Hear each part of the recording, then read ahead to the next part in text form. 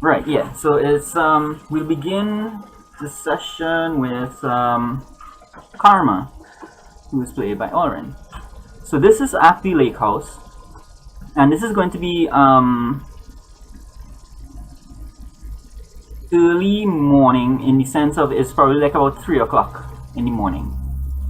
All right, so this was the night after the concert at the park, and most of the other guys have gone home, so everybody's settled in for the night. You've been maybe asleep for a little while, and you are awakened by a loud thud in your grandmother's room. This I is run over and then I check what's happening. all right.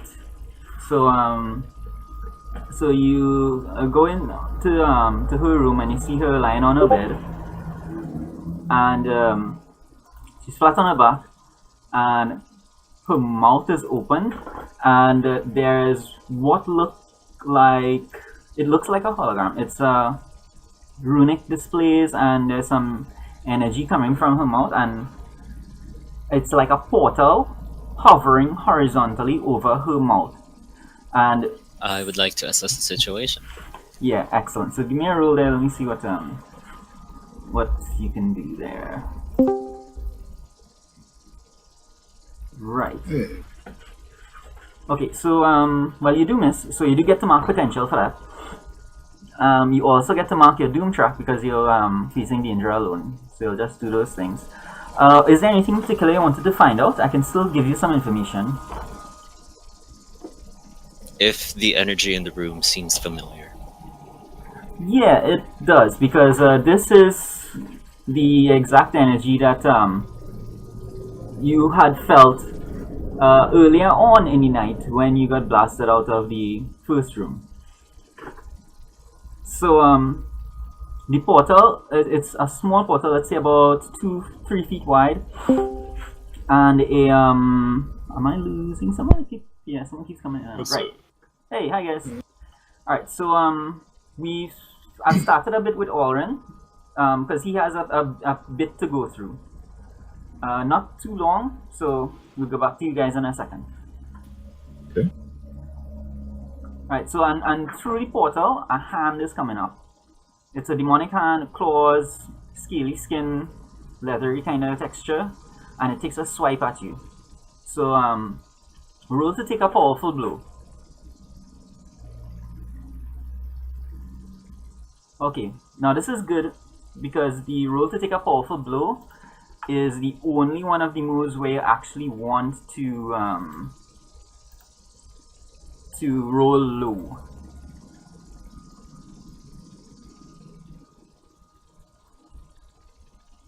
Right, so on a miss you stand strong. Mark potential as normal and see how you weather the blow. So like how do you defend against a clawed strike like that? I guess I'll cover myself with my, I guess, like the psychic energy. Yeah, so you'd use your psychic constructs and probably put up some shielding or something. So the you're hearing like roaring and growling coming from the other side of the portal, but the portal isn't big. So it's like just this arm that can reach through. But the arm itself is huge. Like the forearm that you can see is probably as long as you are tall. And it takes another swipe and it crashes through a bit of the ceiling and breaks down, gets piece of the wall. It's starting to get into the infrastructure of the house. I would like to force it to close. I guess still using my psychic constructs. All right. Like, yeah. Okay, so let's say you do like a bit of an enclosure or something to try to contain it. Um, Unleash your powers. Let's see how well you can maintain, how well you can sustain a barrier there. Wow, that's pretty damn good. All right, so you do put up a barrier and it does hold this thing, and for a moment it's not able to attack the walls itself, but you see right at the base where the portal is, where the forearm is coming through, you see some fingers up here, and you see like the thing's other arm trying to widen the portal. I want to assess the situation again. Yeah.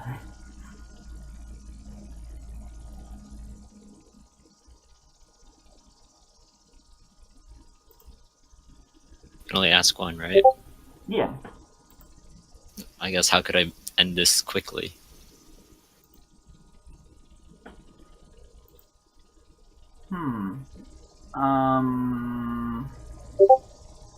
What would you have at your disposal? You see, there is a way this is going to end quickly, but I don't know if you would know about it. There is a way.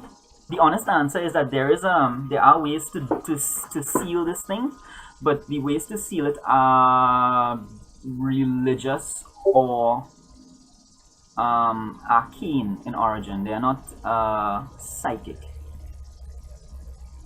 So you are very strong, you're very powerful. You're just gonna have these specific things you need to do it right now. You'd need to get someone like a priest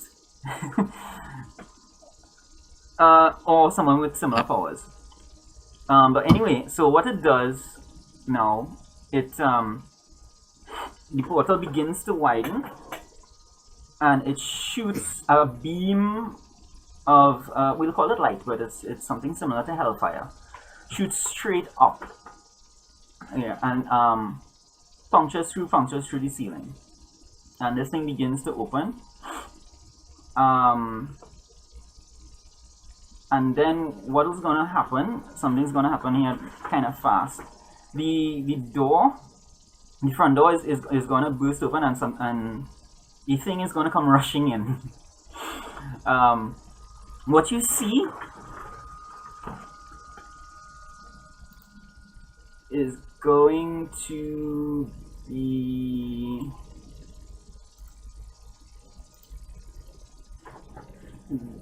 this person. Oh, I thought for some reason I've met her already. You did meet someone who was this person. So she has light armor, small shield, a light sword. The person that rushes in has a heavy shield, heavy armor, a broad. It's not a broadsword; it's a lance that she rushes in with, kind of lancier style. And armor is really, really heavy. At first, you can't even tell it's a girl under there, right? She comes in with a lot of force, whereas the person you met before was speed. This one is force.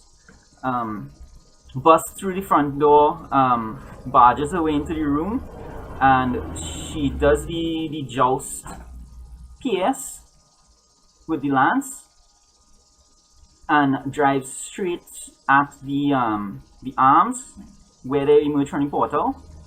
And you can see her armor is glowing a kind of purple. It's not really your purple, it's something a little lighter. It's the color of one of those flowers. I was looking for one today, but it's like a lilac kind of color. And it's not an even glow like the way your constructs are. It's more like her armor is sparkling or shimmering with little glints of it, as is her weapons and her equipment. This glow intensifies as you're able to tell that she's reciting a prayer of some sort, and the portal changes color. As like what is basically happening here is the polarity is being released, and the arm is being forced back through. So the arm goes back through the portal with like a big shriek and screams of anger, not so much of pain, because she wasn't really able to hurt this thing, but she was able to contain it. And so it goes back through and the portal closes. So for now, it's dealt with.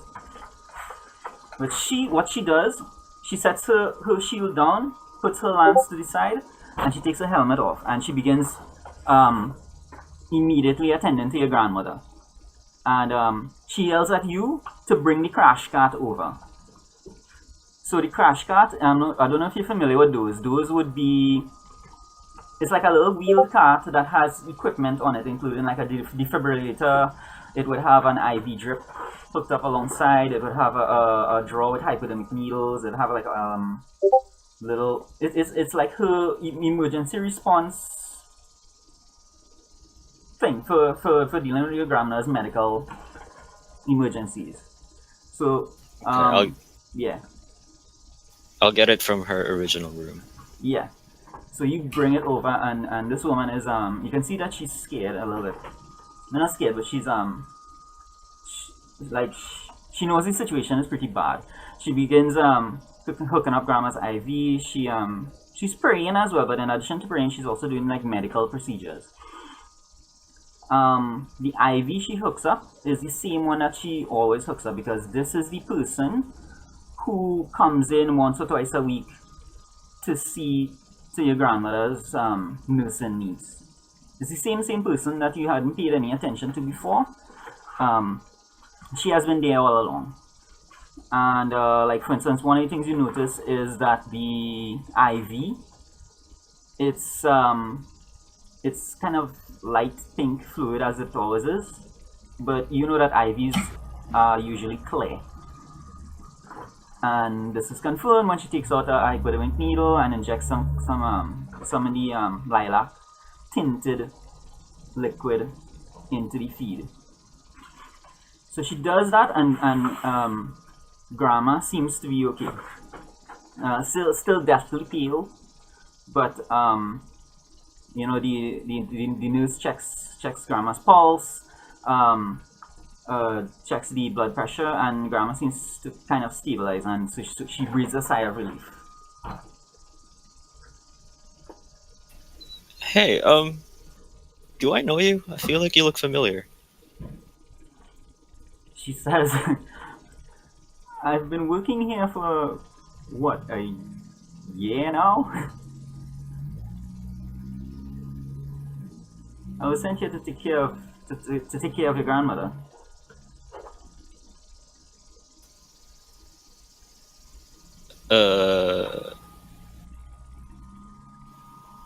Sorry. Can I? What's your name again?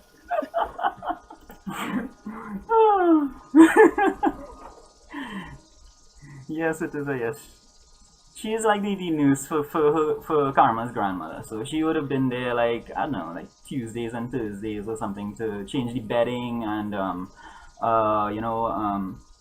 check for bed sores, that kind of thing. So it's home nursing care then. Yeah, pretty much. So yes, it's like you would have seen this person around, but you would not have had any kind of interaction with her. She's not your friend. She's just like an employee, basically. And she has never come to work dressed in a full suit of armor. Yeah, I was gonna ask her that next. So, like you said, you come in once in a while to check on my grandma. Is that what you always wear? Or She says, look, Karma, I'm with an order that, we've known about your grandmother for a while. Or more particularly, what's inside of her, you know? so is that order called the Rosicrucians? Yes, it is, because you would have seen the Rosicrucian cross on her shield. Yeah, I know. I'm asking her that. Yeah. She says, yes, we are. I'm not here to interfere, I just, was told to be here in case something like this happened.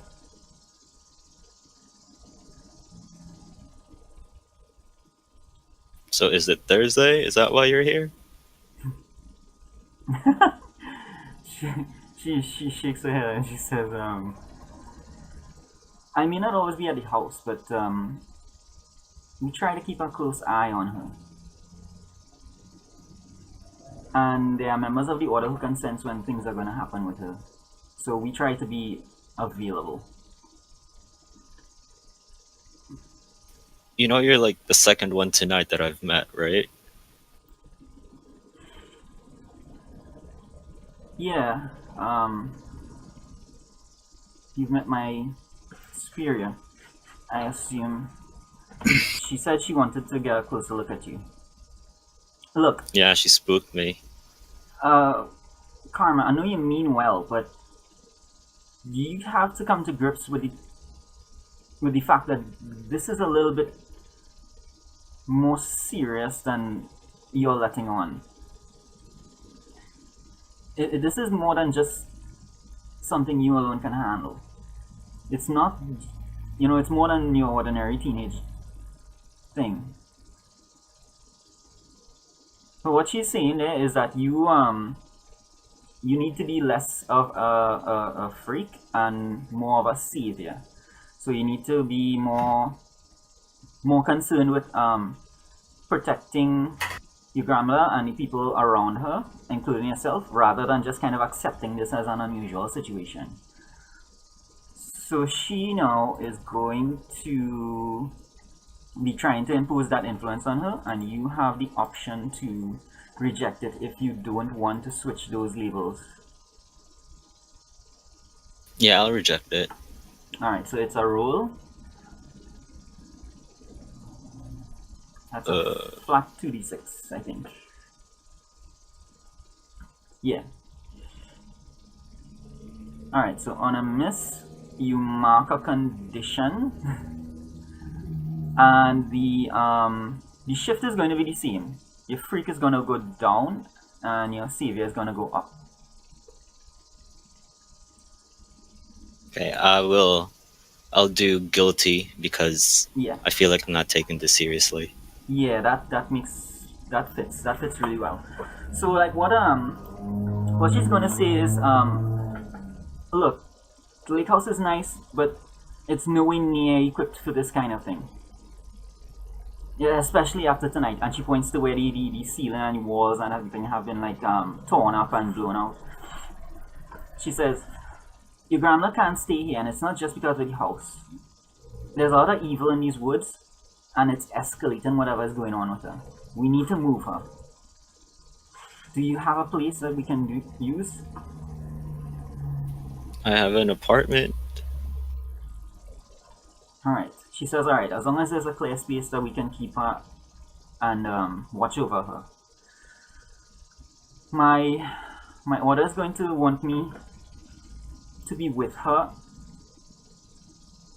more on a less temporary basis. So we'll have to see how that works. But for now, we just need to move her. So why not just like keep it at your place? Sorry. Yeah. She says your grandmother and you are both tied in very deeply with the Templars. Whether you want to acknowledge that or not, we're not really prepared to take something of theirs into our midst. We'll watch over her and try to prevent whatever is happening, but we're not going to be stupid about it. Oh, by the way, I just reached 5 potential again. Cool. So you can take. Oh right. While you mentioned that, the doom sign that you chose was burning bright. I did mention to you that you could change it to something else if you want, because I don't really use burning bright. So it's kind of a waste of a sign. You could have had like. No, it's okay. Yeah. So when you reach 5 potential, you get to do some things there, I think. So you'll tell me what that is later on. Alright? So what she's gonna do... I'll do that later. Yeah, so what she's gonna do is, you guys are probably gonna arrange to, do the transporting to get your grandmother relocated. And that's what's going to be taking up most of your time, which is why you were not at meeting up with the other guys. So we're gonna fast forward a little bit. So this is a little later during the day to everyone else. So you guys have been. This will be Ekta, Trent, and soldiers. Soldiers isn't on as yet.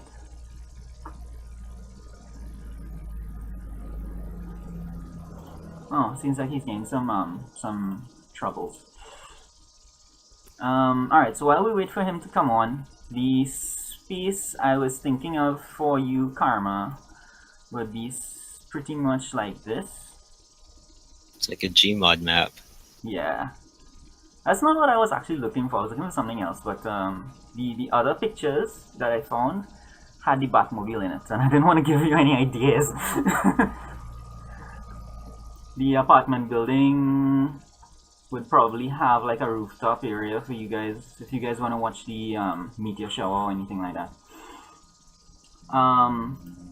But you don't have an actual Batmobile, and none of you guys have cars except for one person, and that is Trent. Isn't he the tree? I'm the tree. Yeah. Oh god. So that's what it looks like, because people in your neighborhood, not everyone likes you. You're always straddling this line between, well, being the monster. So your van, you have sent it to get that taken care of, and by this evening or tomorrow you should get it back.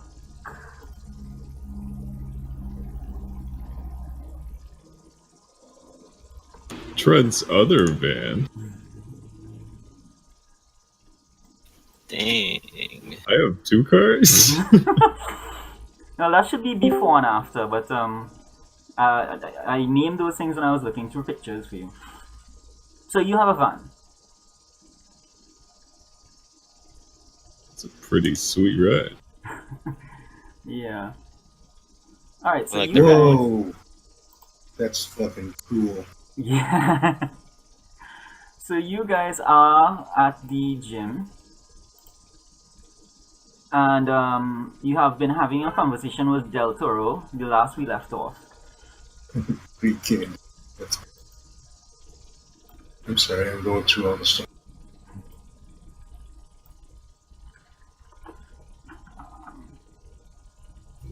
Okay, Del Toro. You seem to have some anger issues with my boy here. Cop. Oh, I'm here, by the way. Yeah, hi.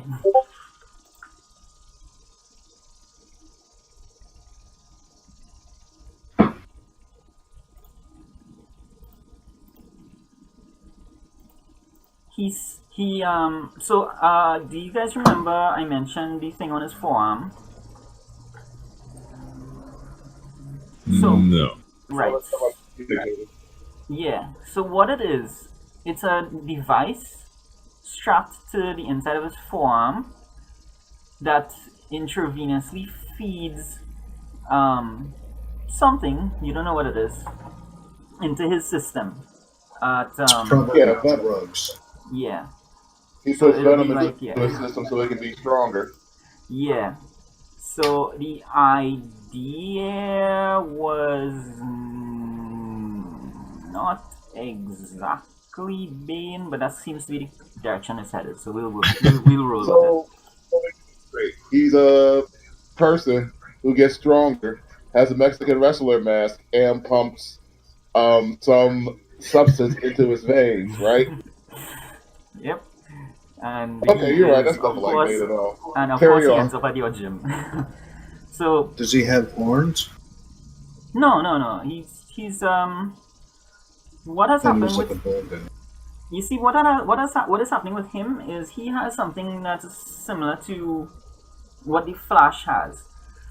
The amount of energy he puts out, he needs to constantly be replacing his caloric content of the caloric content of his system.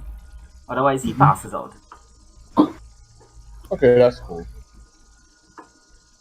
So like, yeah, he'll be feeding himself like some super concentrated like vitamins and enzymes and stuff like that.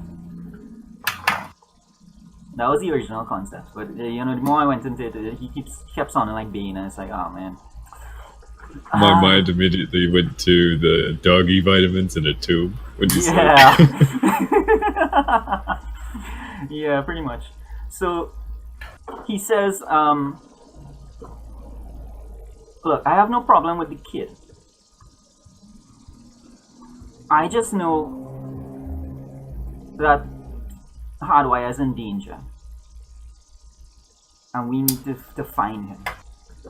That's all. So we don't know that he kind of resents our friend because Hardwire quit being gung ho about being a superhero and became a dad. We don't know that's his issue, right? Yeah, that's what he said to Hector out loud when Hector did the provoke last time. Yeah, he said it to our face. Okay, in that case, oh, you don't have a problem with my friend. You just have a problem that his dad didn't want to put on the tights and roll around with you anymore. Crazy. He shakes his head and he says, there you go again. Do you not understand that something is trying to kill him? So see, I do understand that. I do. And I want to save him. In the meantime, we're arguing here with you because you can't control yourself for long enough to stop disrespecting us for maybe 15 seconds. Alright, so like, I'm not gonna do it again because you guys did this already last session. This exact same thing. So I'm We just just gonna... yell at him for a little bit longer. Yeah, so like, Gonna start slapping him around. yeah. So like what he said, right? And what his position on this is, because when I listened to the record and I realized like he probably didn't pick up on what he was getting at. His outlook on it is that the niceties and getting applause and TV time and endorsements, that kind of thing. He views superheroes as not being worth that. Superheroes are there to This do Del a Toro job. guy? Huh? The Del Toro guy? Yeah. I mean? Yeah. Superheroes are here to do a job. They get rid of the bad guys, they keep people safe, and then they stay out of people's way. Oh, he's just upset because people don't suck his dick enough? No, he's saying... No, the opposite. Yeah, exactly. Oh, okay. Some people have offered to suck his dick. Okay. So, do you guys kind of get where he's coming from now? Because I realized you didn't kind of understand his, like, the tact he was taking last time. Alright, yeah. I'll be honest with you. I took it as him telling us to stay in our lane, not saying that we were hot dogging. Yeah, So for Soldiers' kind of annoyance and animosity came from because we saved him, and he's like telling us, "Oh yeah, stay in your lane." Yeah, I think he's right. Yeah, superheroes don't do this for thanks or anything like that. They do it because it's the right thing to do. And sticking around for praise, that's how you end up becoming a supervillain monologuing. So, right, so now that we understand that that's his position, I'm not going to go through that again because you did that same exact thing last time. So it'll just be a repeat of the same exact role. Alright, so you got to beat on him. Go save him. So he says, Malice took Hardwire. But he's gonna... I assume you guys will have let him know that his... your dad is going by the name Paneas now? Yeah, he would know that. So he says... Yeah. He says, Paneas. Malice took Paneas because Paneas is the only one who is able to calculate and find the exact time and place where that portal is going to open again. Those sons of bitches got trapped out here. But do you know, like, the dimension he's in? No, is it just a matter of getting to the dimension? No, he is here. The lieutenants that came through to this world, they are still here. They got trapped here because you guys closed the portal. So they have lost communication with their home dimension and their home base and so on. They're trying to get out, so they took the only guy who can help them with that, Aeneas. Yeah. Oh. So it's a two-part mission. We have to get him out and make sure these things don't come out with him, right? Yeah. That's what kind of happened back on the reservation. I want to make a portal gun, like in Rick and Morty. Oh, that's so nostalgic.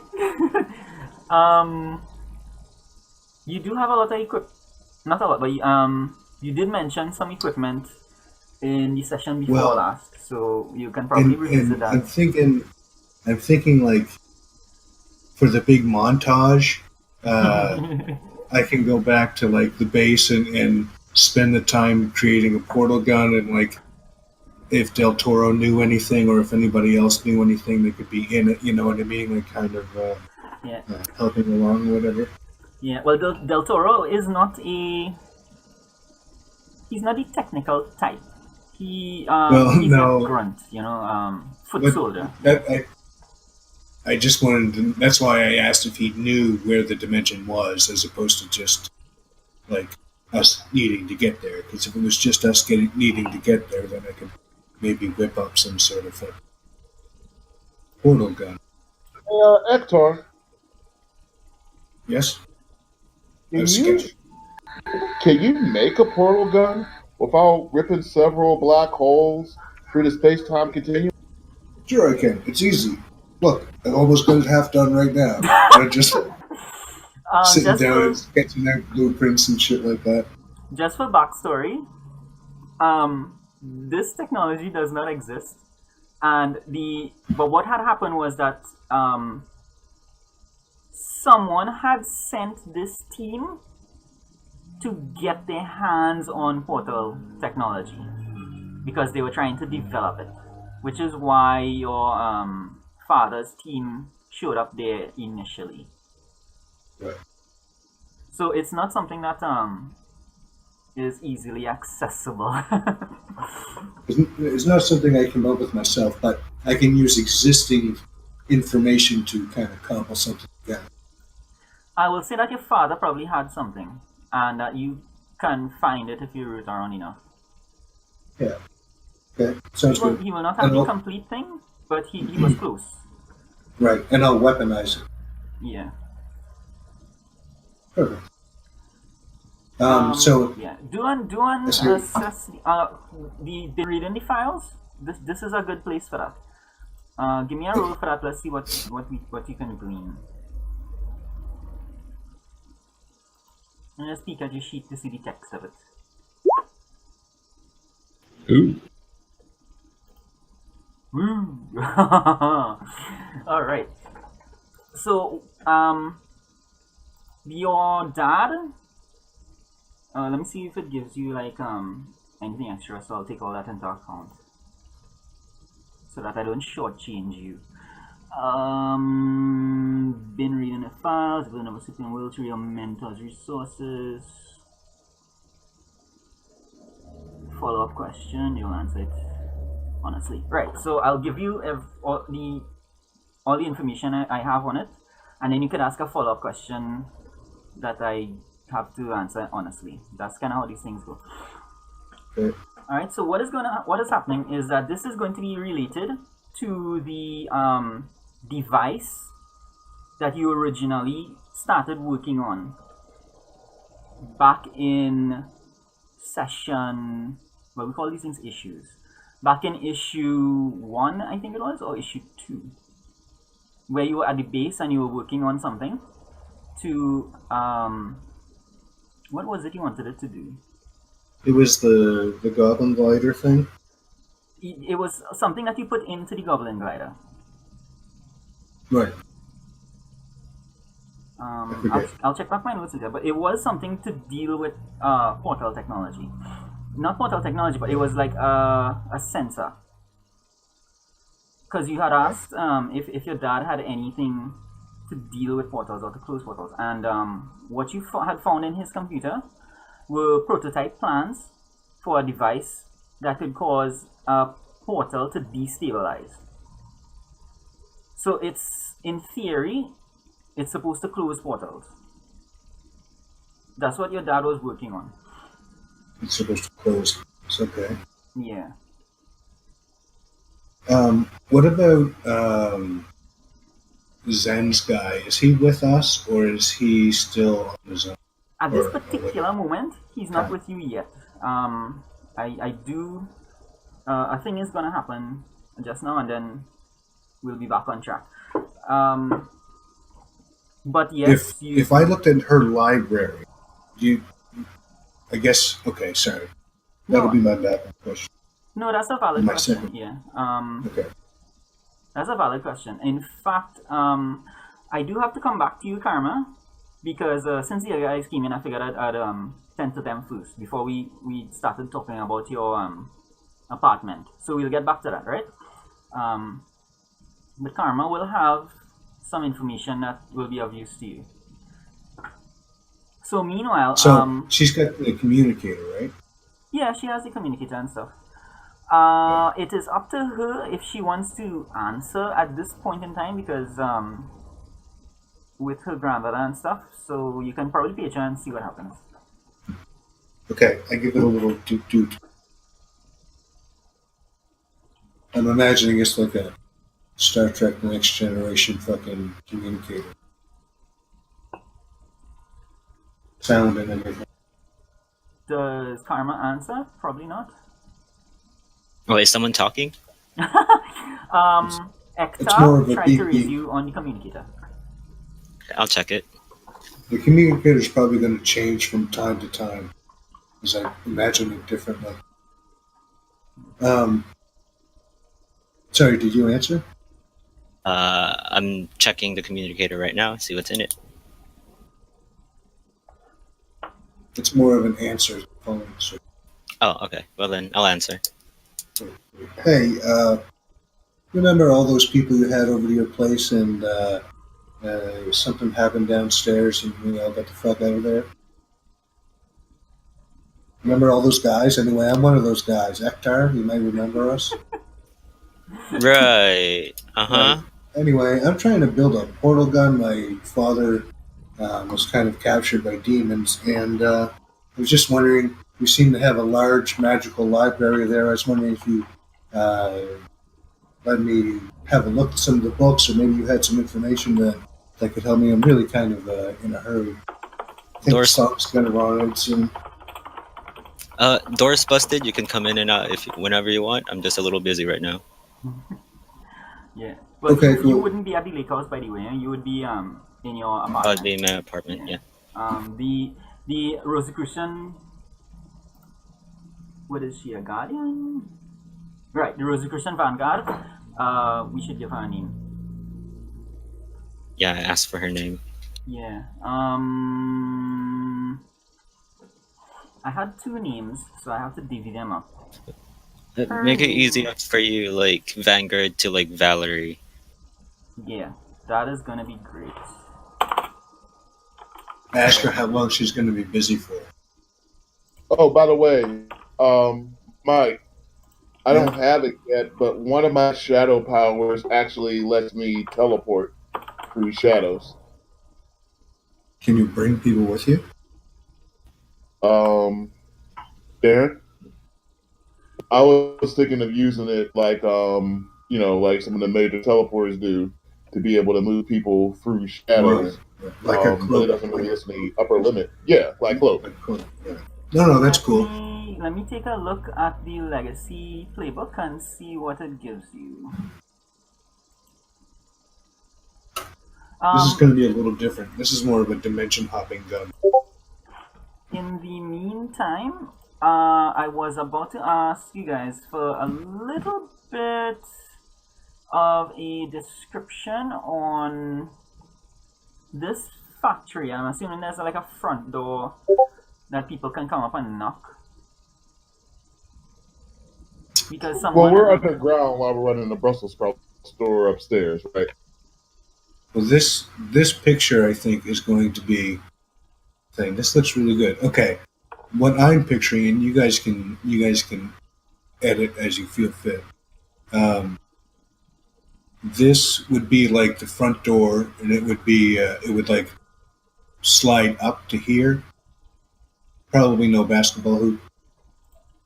I guess like a regular garage door, and then there would be like another smaller person-sized door off to the side, just like an old warehouse or garage or something. As long as there's a place for people outside to interact with you guys. Yes, well, there's that door on the side Mm-hmm. over here, and I mean, we can always open that door or whatever. That would be just to get like vehicles in or something. Yeah, I was thinking in some ways we were underground, but we don't have to be underground. In my head, when people came to a store above, cameras just saw them. We knew we were there, and we took like the little secret elevator back upstairs. To put those things into a cement factory, I think that would be beyond you guys at this particular point. Okay, how about let's think about this. Where I live, there's an old mall. It's still going, but it's an old mall. It has an one level underground parking underneath it, and you can walk in through the basement door, but it's like glass doors, and there's an escalator that takes you up to the main part of the mall. If it was something like that, my thing is, I don't want you guys to be too isolated. And I have discussed with you guys already the problems that it creates when you isolate yourselves too much. Yeah. Okay. If we're walking between hidden hideouts, there's not going to be any outside interaction. No, that's true. You're right. And I have spoken about this many times. Yeah, I know. It's hard to get away from the secret superhero base urge, I guess. Well, at the moment, you guys have two. Yeah, 2.5, that's right. Because the protege does get the option to choose one. The Doom gets one by default. The Doom always has one. Oh, really? Now the Legacy has a space as well. Okay. Yeah, yeah. Everybody's got a Let's base. do this then. We'll retcon this. This is still our gym, and it still has an area where we can do the training we need to do. Mm-hmm. But instead of the Brussels sprouts, because it's just a joke, we will open the front of the gym for regular types of training. Your judo, boxing, all that type of stuff. Yeah, that's good. So we'll open the front regular training and let people come in back and forth. Gym, regular training, and that way we have a business we can run and still stay with the regular world. Actually, I want you guys to keep the Brussels sprouts thing. Can I just mention something else? Give it another option. What if we made it like in the basement of a community center, where upstairs there's like a basketball court and things like that, and kids hang out after school, but underneath it's like a gym where we all hang out and that kind of thing. And we can still keep the Brussels sprouts in there. Well, that's true, yeah. But I mean, that's just something to be a little more interactive with the community, you know. But a Brussels sprout store could work just as well. Like I said, we've been bursting with ideas. The Brussels store sprout itself store would and be community like center. somewhere nearby, maybe like the next block or something. There's So how I want to work this, the cement factory is by itself, and the Brussels sprouts things is the lot, the adjoining lot. So you have the storefront, and then behind the storefront, the rest of the lot is like hydroponics troughs and so on, where you have the plants growing. For the Brussels sprouts? Yeah. Okay. Right, and So, that will leave you guys. You have the factory. You have the entire factory for yourselves, but people can still knock on the front door if they need to. Okay. Yeah, Okay. sounds fine. Yeah. And we can eventually grow it into a community farm. That's actually cool. Yeah. We could actually do a Heroes for Hire sort of. Well, they have the van for it.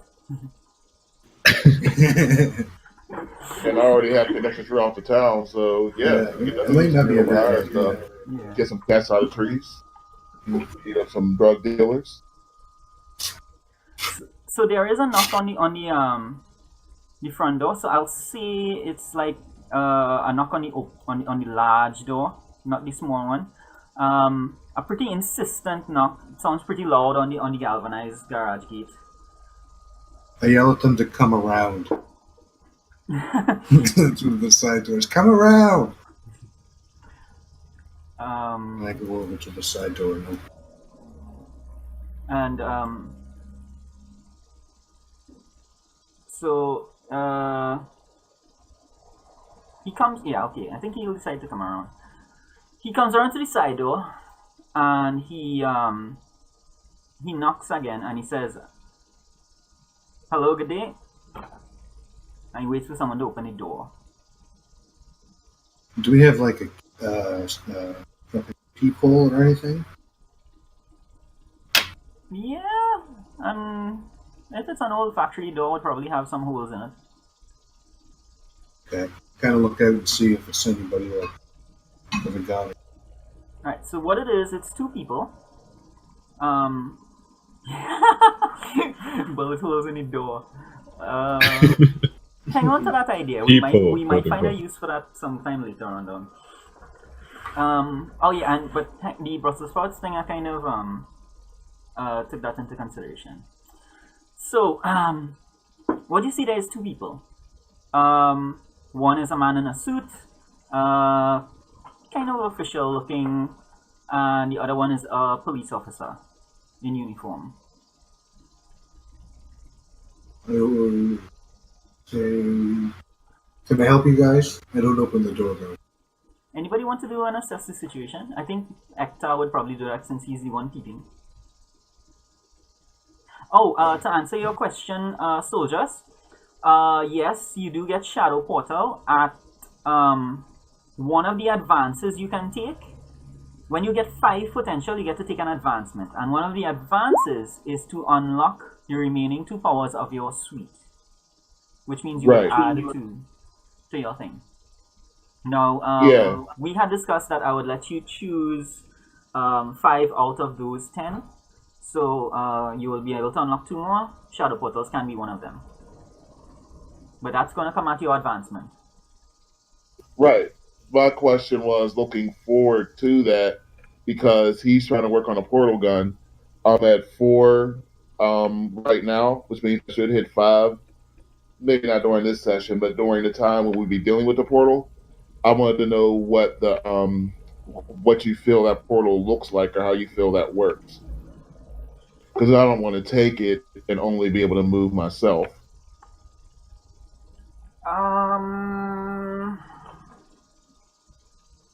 Like if it only affects me, it's trash. Yeah, this is going to be a little bit tricky because the doomed her portal can move people. Yours is going to be this last class with shadow control and shadow portals and mind cloud and stuff was more kind of an assassination skill set where it's more for you being able to sneak around. It's not like to carry cargo or passengers. Okay, I won't be taking that then. Yeah, I mean it could still be useful. You decide. I won't be taking that then. Cool. So you'll just let me know whenever. Okay, so 10. Wait, what did I do? Yeah. So you get to. All right. So now what I can tell you about these guys is that the guy in the suit is the suit is not like an expensive suit. It's kind of an off the rack department store suit. He looks like he's in that he works in local government, like maybe down at the city hall or something like that. The police officer just not sergeant. What's her rank lower than that? Lieutenant. Lieutenant? Yeah, he's like just above a patrolman. Yep, Lieutenant. Yeah. Right. So and the guy has like some papers in his hands. The one in the suit. So you get to ask me 2. Oh, I thought it was 3. Yeah. So you get to ask me 2.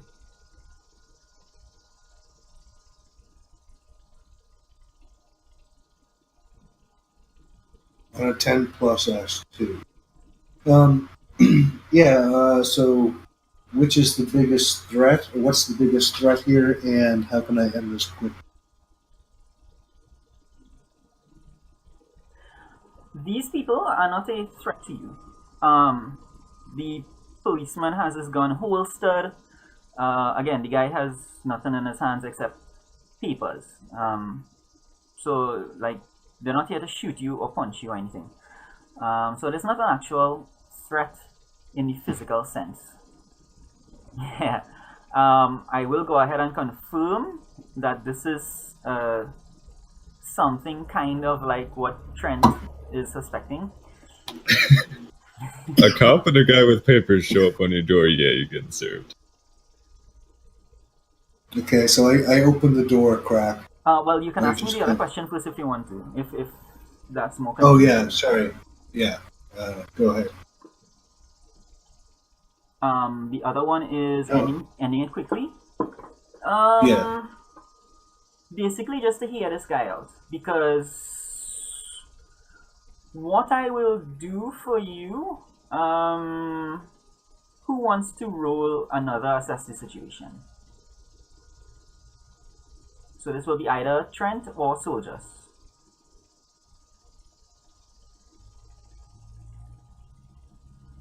Wait, what was the answer to the second question? How can we best end this quickly? Mostly just to talk to them. They are not looking to draw this out at all. They want to end this quickly. More than I'll you. roll. Although I don't have anything on this, I'll... Well, both of you guys give me a roll. It'll at least give you guys a chance to get potential. Okie dokie. Bam! I'm the greatest. but not by much. Alright, so you both get some mark potential there. And I will still tell you, because I'm so generous and benevolent and good looking, that you guys have been looking out the other holes in the... Oh, by the way, he said Zoom. peephole. I mean, we could still have holes in the walls, but he Yeah. gets a peephole you could look through like that's on the door. Yeah, so you guys, I assume, would have been looking through the garage door. Like, There looking through some should cracks be in the a garage. glory hole around there somewhere too.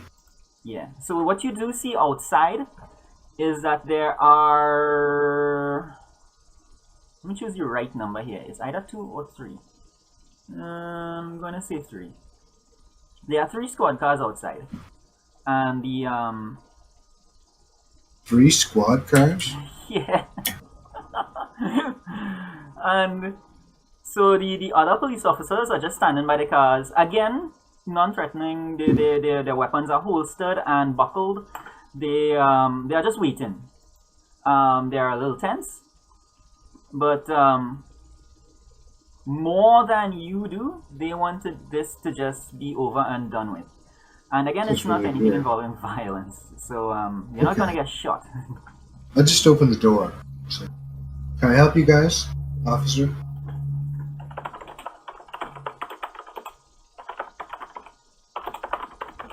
One second.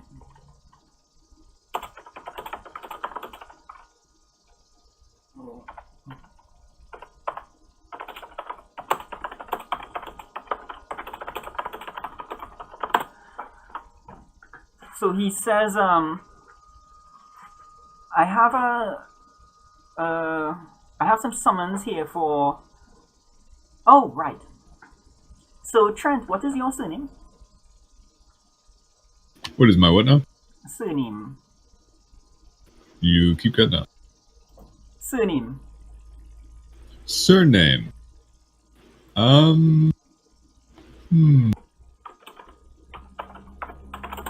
Good question. Sure, let's go with that. Sounds oddly Russian. No, it's like a front man or something. Yeah. Tool, I think, right? Yeah. So you've got a van, you've got weird hair, and your name is Trent Resnick. I am turning you into something. So he says, I have here summons for Trent Resnick, Mike McLeod, is it? Let's check his names. Mike McLeod is Hector, right? Yeah. Yep. And Soldiers is Marcus Warner, is it? I don't think I gave you a last name. But sure. Yeah, I think I pried one out of you. It's like, damn, man, you really hate making things up. What's this about? He says, this is about the incident at the coffee shop earlier. Sure. You guys have been under a bond since the incident in the park. Alright, so before, let me just remind you guys, out of character, what you guys had put forward. So, when you were doing the team questions for when how our team came together, one of the things was, what was the price you paid? And you guys had said that, I forgot the exact phrasing, but it was basically that you're not allowed to hero anymore. So, I had told you guys that I'm against having anything like mutant registration happen in this, because that will complicate things, not just for you guys or for you, but for the whole story in general. Like, a lot of things will have to revolve around that if that happens.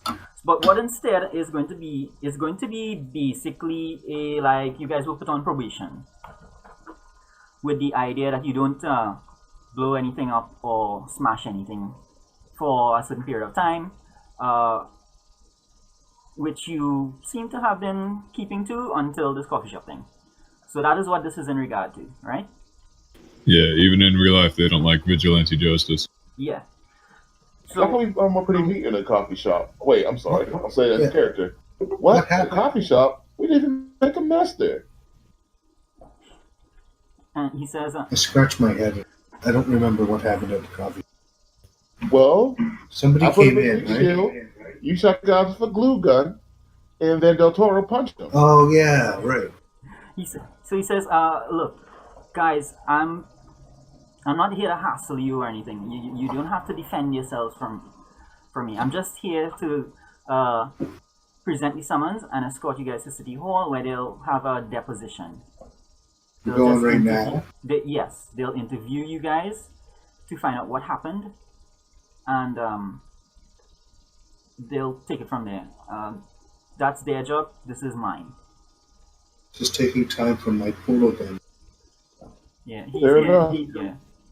He's going to say, look, we don't, we have nothing against you guys. We're not here to start another incident or anything.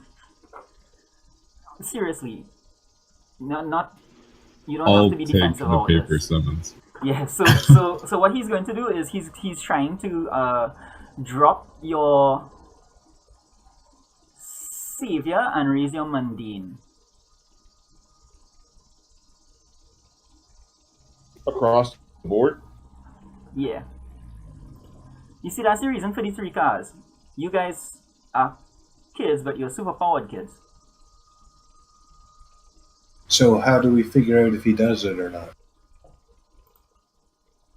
You roll the flat 2d6 to reject somebody's influence. Bam! I'm great. Same roll.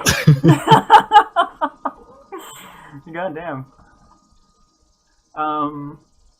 Yeah, so the other two of you all can roll, and we'll see what happens. So mundane up, superior down, right? And you mark a condition.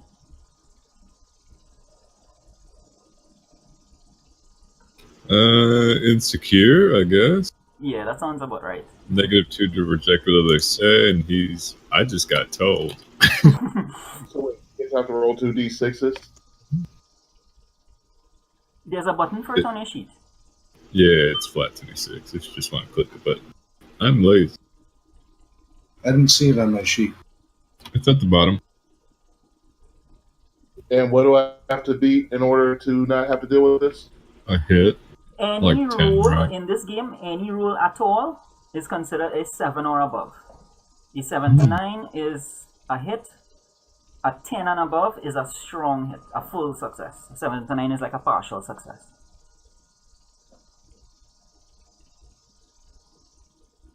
I don't see this thing at all. It's Mentor. right under Monday. It's on the Under left of Monday. your sheet, under the... Oh, I see. Yeah. Okay, yeah. And you just need one from soldiers. I got 6 again. Yeah, I'm psyching myself up because I'm about to lose my main stat. Which is something that happened.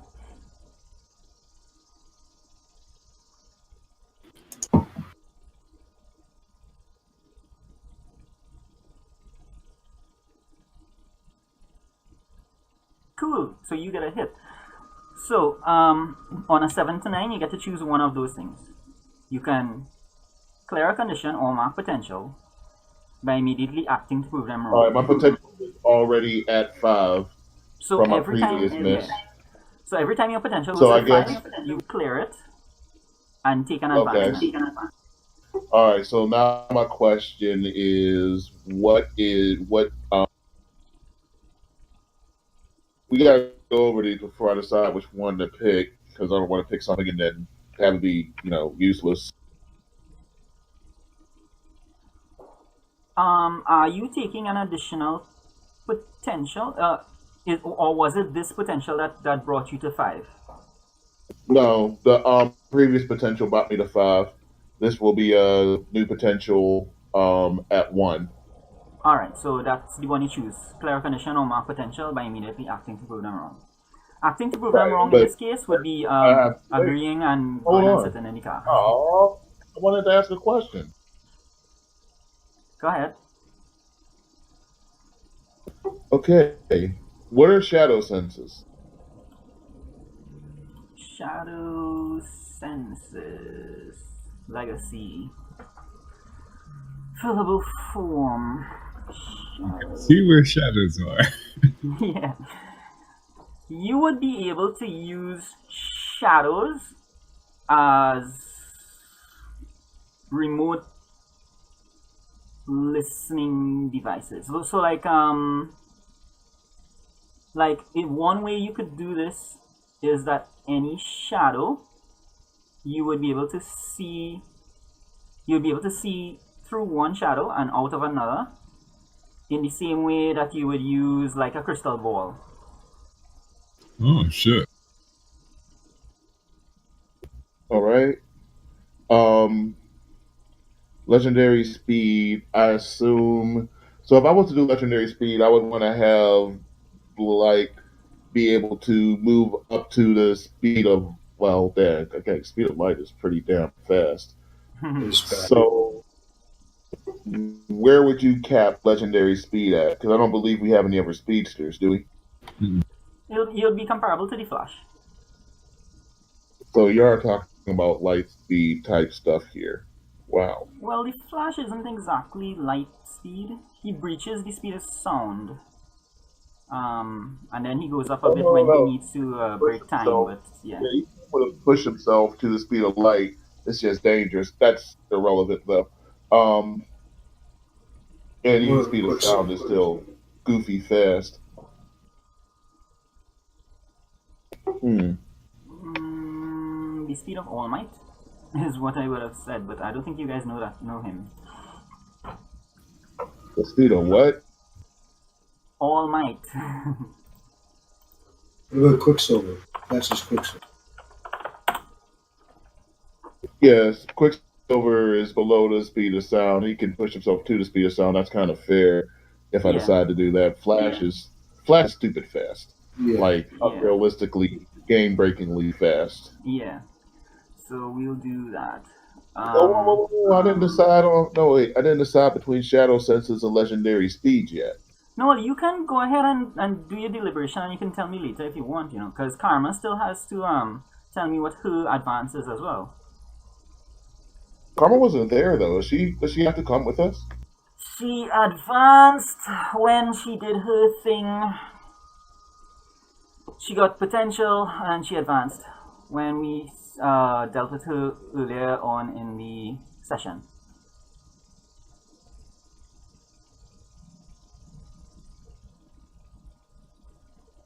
So what did Onyx take?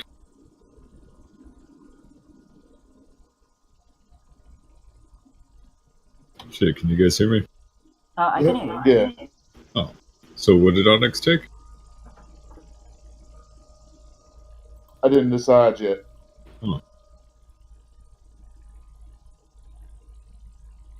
Did you decide, Karma?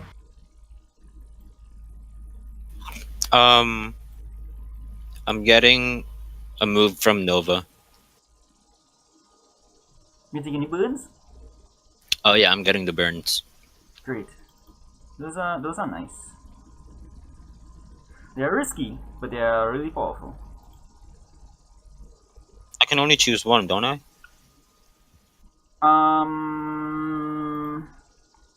You get a burn and you get 3 flares from the Nova's playbook.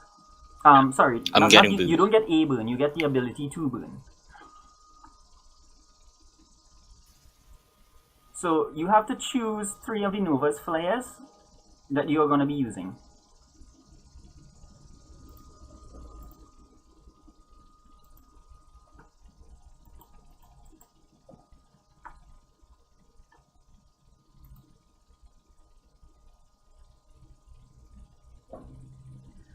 Right. Oh, I have one burn in No, no, total, no, and then I no. can choose. You roll for your burn every time.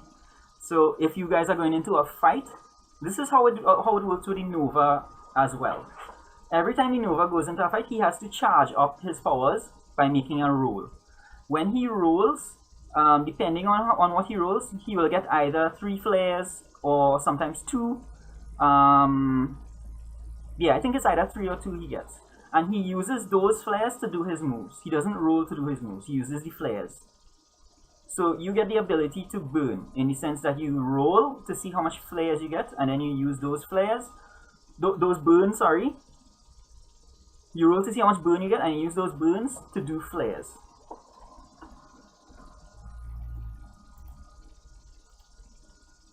With me so far? Not really. Okay.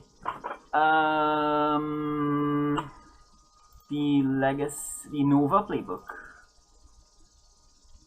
which I think I think I sent you guys all this stuff, but I'm gonna send it for you.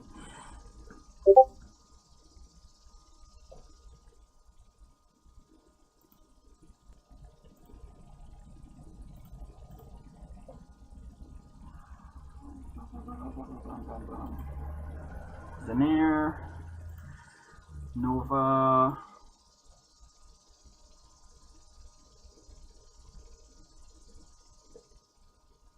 Drag and drop.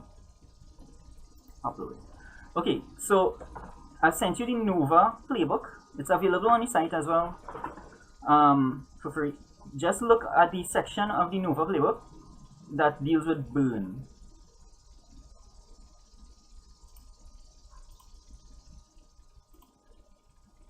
Okay. Yeah, it's the second page. Burn, that applies to you, except you get 3 flares instead of 4. Oh, Zenair, did you switch to Nova? Or No, you split? with my potential, I chose to get Nova. When I advanced, I mean. The Doomed has the option to take the burn and 3 flares from the Nova.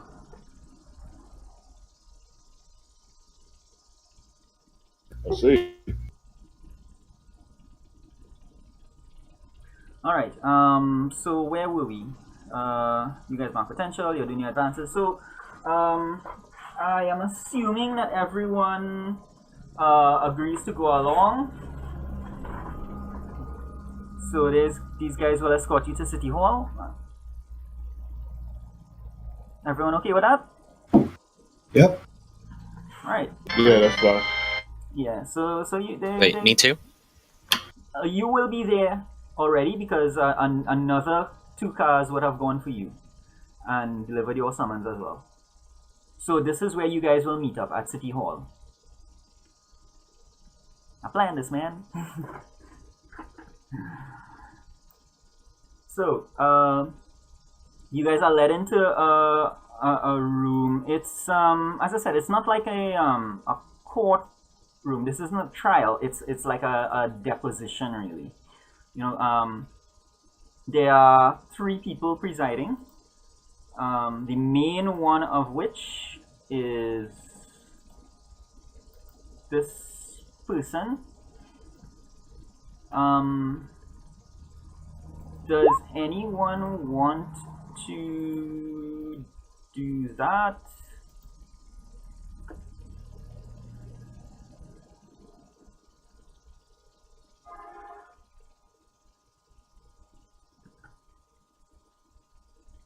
Well, I don't know the situation yet. Do I?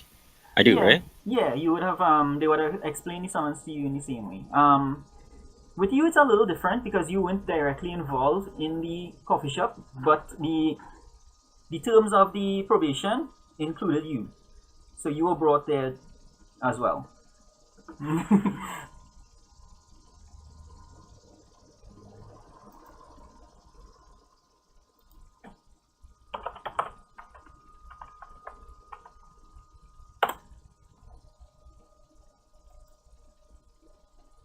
I fixed it for you.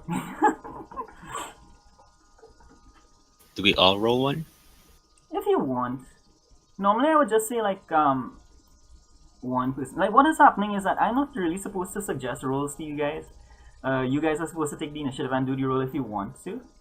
But you know, I I like kind of want you dice. guys to advance, yeah. Alright. All right, so I passed. So I get to ask her a question, right? PSD mask. Signy roll, Mundane. You got a 9. Right, so you have one question you can ask there. And I'll give you some additional information as well. But because of the nature of this particular situation, which one of those questions would you want to ask?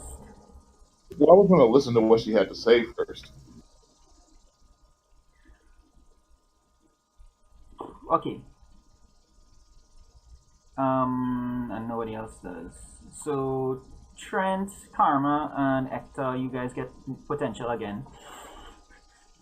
Yeah, I got my full. I'm looking for moves to take. Alright, so Yeah, what, I'm at full then too. yeah, as soon as you get the full 5 potential, you clear those checkboxes and take an advance. Okay. So you guys can work on that and let me know what you choose. Oh, I chose speed, by the way. Alright, so legendary speed and what was the other one? Wait, I only get one choice right now, don't I? No, you unlock the 2 things. Unlock the remaining 2 powers of your suite. That's the last advancement. It's in Yeah, that was your my first advancement. It's in the legacy playbook. Yeah. No. You have your copy nearby? Yeah, I'm looking at it. Alright, so you see under advancement where it says unlock the remaining 2 powers of your suite. It says take another move from your playbook. Okay. You have to choose one of those things. The options you have are take another move from your playbook, take another move from your playbook, take a move from another playbook, you can choose for someone to permanently lose influence over you and add +1 to your label. You can choose to rearrange your labels as you choose and add +1 to your label. You can unlock your moment of truth. You can take a sanctuary from the doomed playbook. Or you can unlock the remaining 2 powers of your suite. So take a move from my playbook. What does that mean then? On the Because I next thought that page would of mean your my playbook, suite. on the next page of your playbook, you see where it says Legacy Moves. You Okay, start now I with the 2. understand. Yeah. All right. In that case, there was no point in me deliberating all that time between legendary speed and shadow senses. So you prefer to take a Legacy Move instead? No, I'm taking legendary speed and shadow senses. I was deliberating between those 2 of which one I wanted, Okay. but I knew I wanted both, and since I'm taking both anyway, I'm just taking both. I sure as hell don't need godlike beauty. Alright. Good. So that's settled. Trent, you okay with your playbook? Yeah, let me check this. cool. Let me check you guys on this because in case you guys have any more questions. Transformed. I know what I wanted to do. I wanted to mutate and take 2 new abilities chosen from any playbook, but I'm trying to decide which ones I want. And my body advancement. Because I took plant affinity and armor, obviously, but senses would make sense, so would inhuman might, but I wanted to see who else has cool stuff. Yeah, you'd have to look through all 10 of the playbooks because they all have slightly different abilities. Not moves, abilities. So you could have fun with that. Karma, I think you confirmed already the burn and the flares, and right. Oh yeah. What is biokinesis? Biokinesis? That's from which book? Nova. I'm gonna look that one up. That's abilities, though. I don't think you take abilities. I think you take. No. His particular Moves. one. His particular one lets him take abilities instead of moves. Oh, really? Yeah. Only abilities, not moves. Look. Control and change one's DNA. Yeah. Why would that be useful? It is what Beast Boy uses. It's what who uses? Beast Boy. So wouldn't that basically be shapeshifting? Yeah, the only difference is that you'd be limited to biological entities. Like Beast Boy. Okay, I get you. You could leave semen at a crime scene and change your DNA if the cops ever come to Damn, man, that's like. So wait, God being able to damn, be Beast dude. Boy is just one of your powers? So you can be Beast Boy and do everything else. Yeah.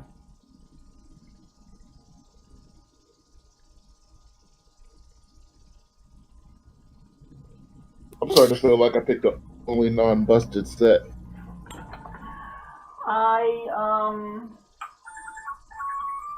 God damn it, man.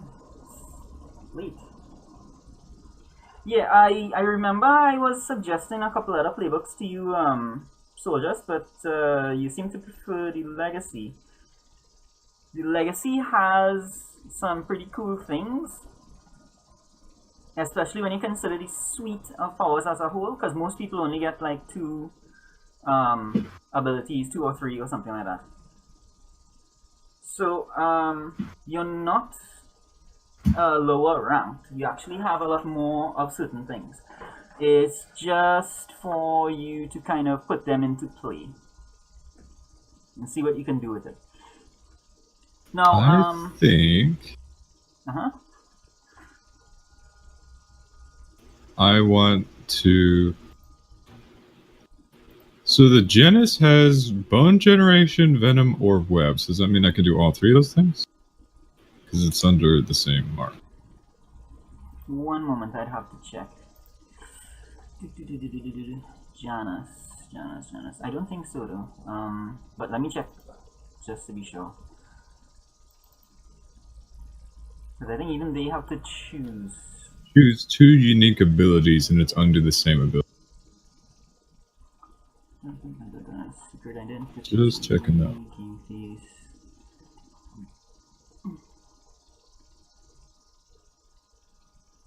Oh, right. So, if you go that one, you have to choose one of those things. So, yeah. It's bone generation, venom, or webs. Okay, so it's literally that.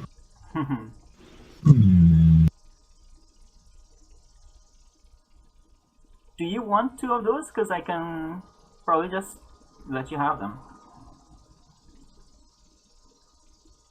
I don't know. What do you guys think? What would be cool? Like the webs. Spider-Man, someone.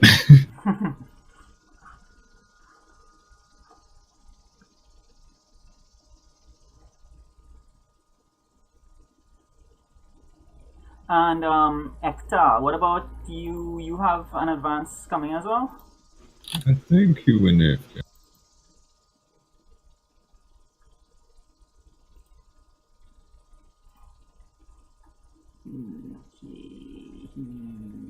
He has different choices also.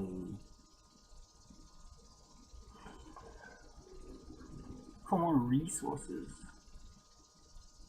Okay. Alright, so TMD, Psi, Energy absorption would be cool. Yeah. That makes sense. Yeah, you know, you could give some thought into how you're gonna work it into your character. Not that I would really ban anything or anything like that. It's just always nice to have a good story. Alright, so Legacy, Doom, Transform, Protege. Alright, so when did Ektar say how long he would be AFK? He's back. Okay. Or should be. Yeah, I think he's just muted. Yeah, you're right. I was. I'm going to take from the outsider. I'm going to take alien tech. Alright, so let's take a move from another playbook. The advancement that you guys choose, just mark it on your sheet so that you know which one you choose. Because you can only choose you can only choose each advancement once. Oh, I didn't know that. Okay. Yeah. Oh, really? Okay.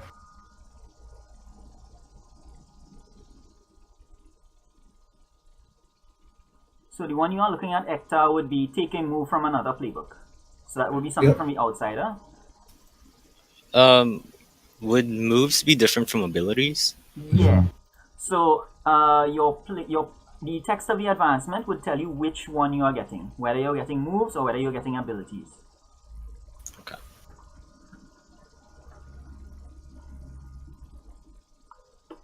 Oh, I can only get 2 new abilities in total then. So I'm really deciding what else I can do right now. Okay. Yeah. How this works Well, is you choose up to you keep advancing, you keep advancing, you keep advancing, and you always choose one of those advancements above the line until you have chosen 5 of them. When you have chosen 5 advances from above the line, then you get to choose advances from below the line.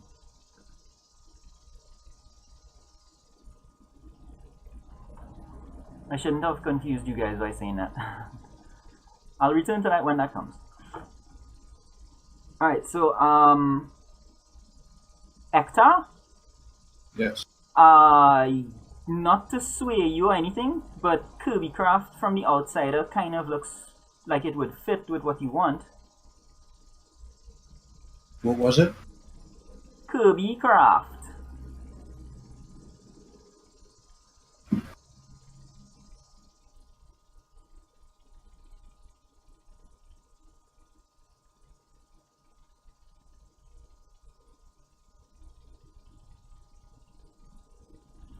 Yeah, that would be good. Except I'm thinking more along the lines of the portal gun and things like that. Less for vehicles, I would have to see how that fits. That's the more only for thing. So tech. I just have to see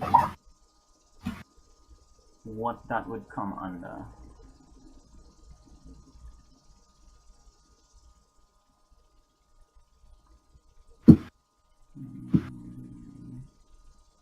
I'd have to think a little bit more about that because to have a functioning portal gun is a little bit beyond where this world is at.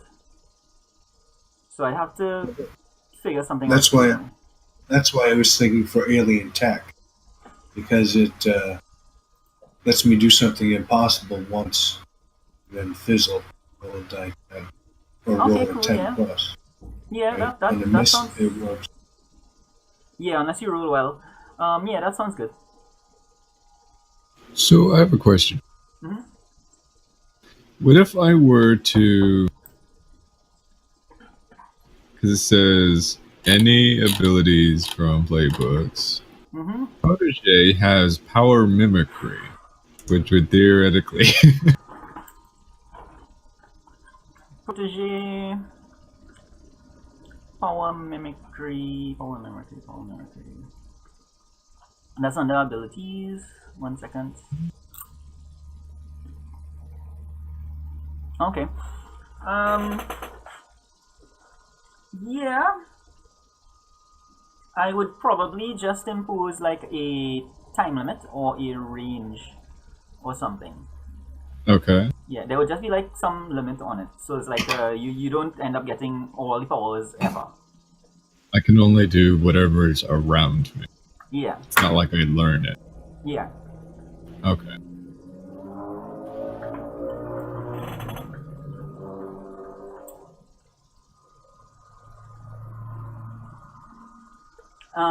Any other things you guys are curious about for the advancements?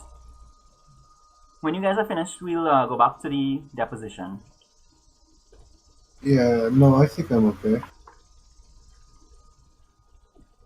Alright. Trent, Soldiers, Karma, you guys good? Yeah. Yeah, for now, I have my powers. I'm pretty solid with that. Part of me still wonders if I should drop my armor for might because we don't have a strength guy either, do we? I have super strength. Oh yeah, I keep asking that, and you keep telling me that.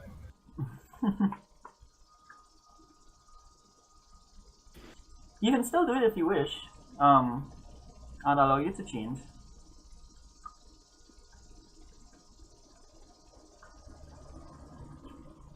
I think I want to do power mimicry and then strength and speed from the doomed. Alright, great. So that works.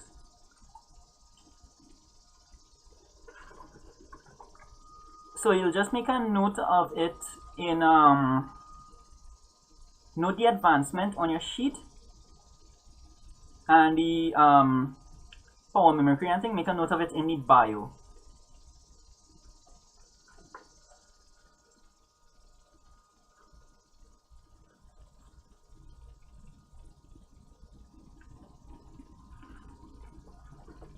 Alright, so we are facing off with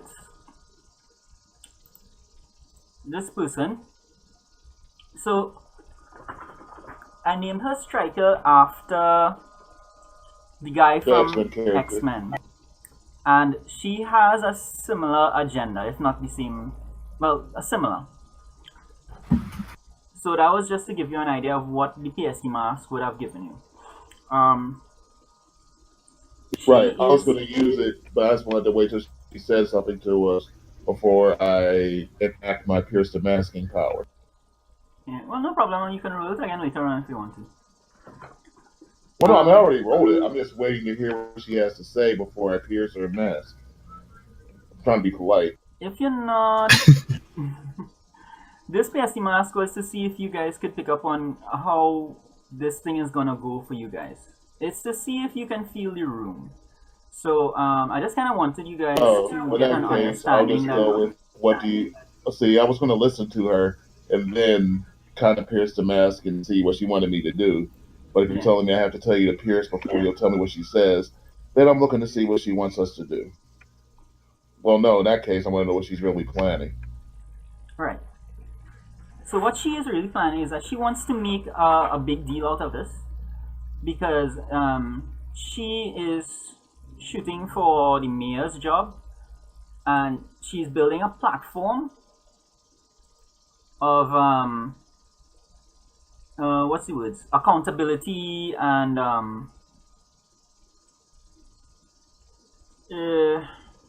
justice and basically buzzwords that say she has the city under control, specifically the superhero elements that threaten and damage the day-to-day lives of the taxpayers.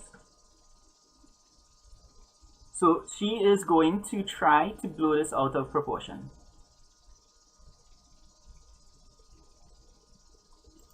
Okay, Madam Councilwoman. Um,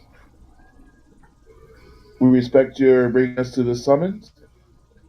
My team and I, we tried our best to keep damages down. What damages occurred at the coffee shop? I'm in a courtroom. Do I have a lawyer?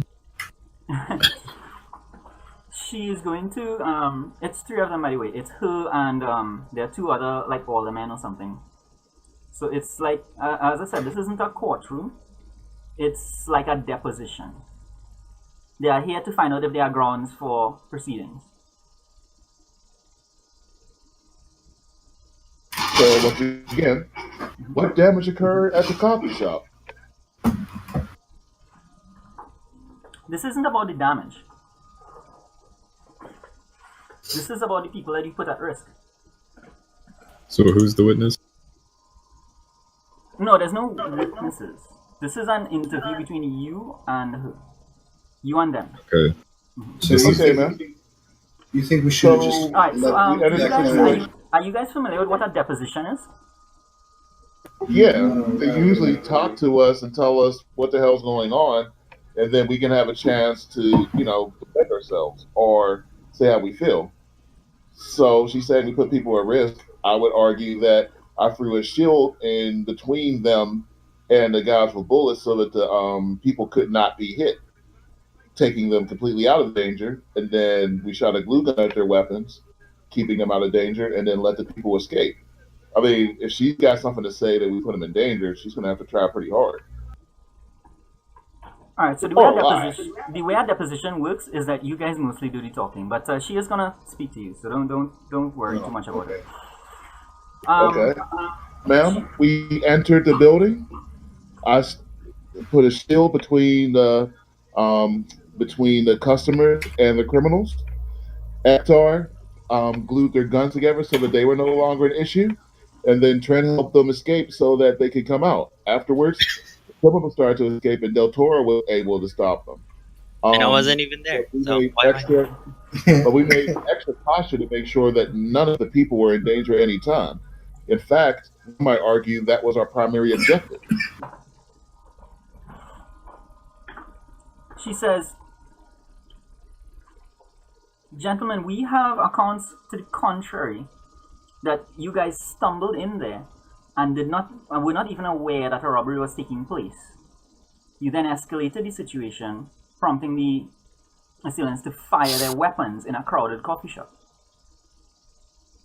I'm gonna I would raise my not- hand. I would not call that having the situation under control."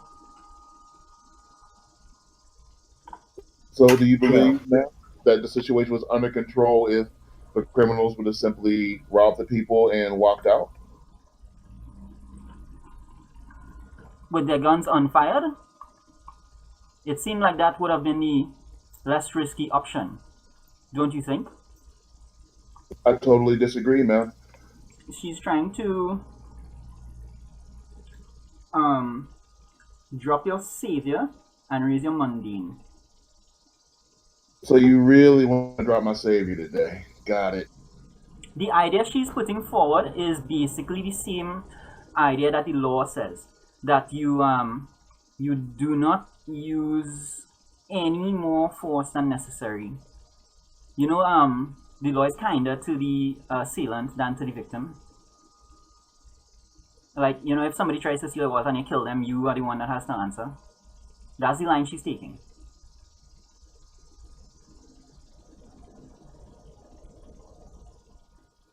Great.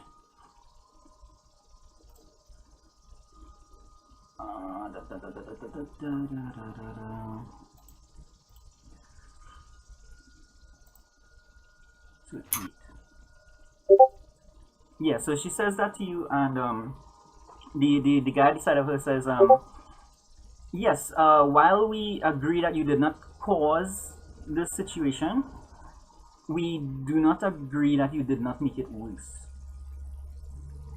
So, you We saved definitely those pass. people's money. Yeah, you definitely pass. You get to choose one. Which one would you choose? Wait. I'm sorry. Okay. In that case, I didn't realize I was rejecting your influence, so I'll take off that advancement, and I will blah blah blah blah blah. I'm gonna cancel her influence over me. Alright. And you also take +1 forward against her. So if she makes you do anything again in future, like if she makes you do another reject influence roll, you get +1 to that roll. Anything she does to you, or anything you do centered on her, you get +1. That's what the +1 forward means. All right.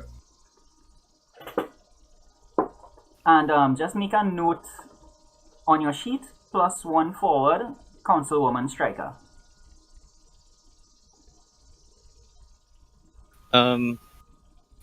Why am I here? Yeah. The Because these fucking cops are corrupt. Dragging us in here for stupid reasons. We saved those people's money, and nobody got hurt. I would say that's the best case scenario. So I don't know what this ridiculous is. We have problems we have to figure out for all of humanity, and you're dragging us in here because some guy got his gun glued to his hand. I think my issue is that I wasn't even involved. Yeah, I was So- going to get to you. Sorry. I'll do you after. I also have the angry condition at the moment from being yelled at by somebody else. Yeah.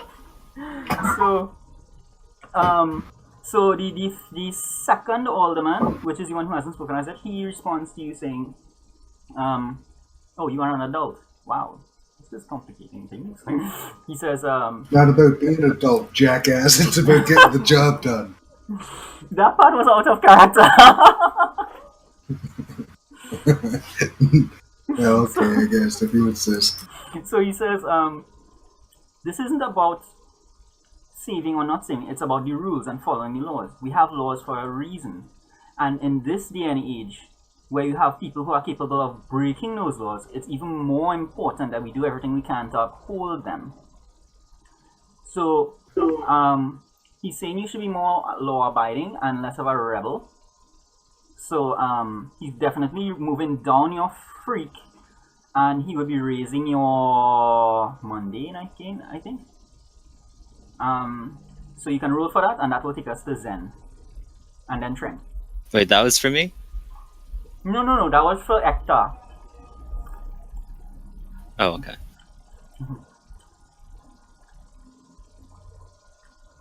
So, sir, under what you're saying now, how is it possible for us to ever be heroes, to ever help anyone?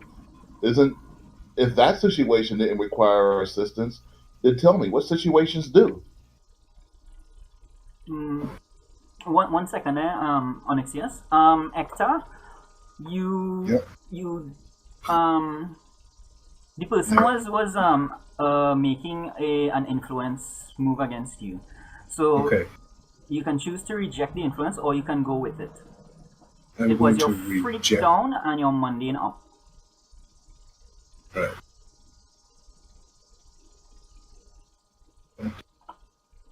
Alright, so you mark a condition, and the same exact change. Freak goes down, mundane goes up. Okay, what's my condition? Which ones do you have? Do you have any suggestions for what you can mark? My freak can't go down anymore for some reason. It's -2? Yeah. Oh, well, in that case, you do not shift labels at all, and instead you mark yet another condition. So I get 2 more conditions? Yeah.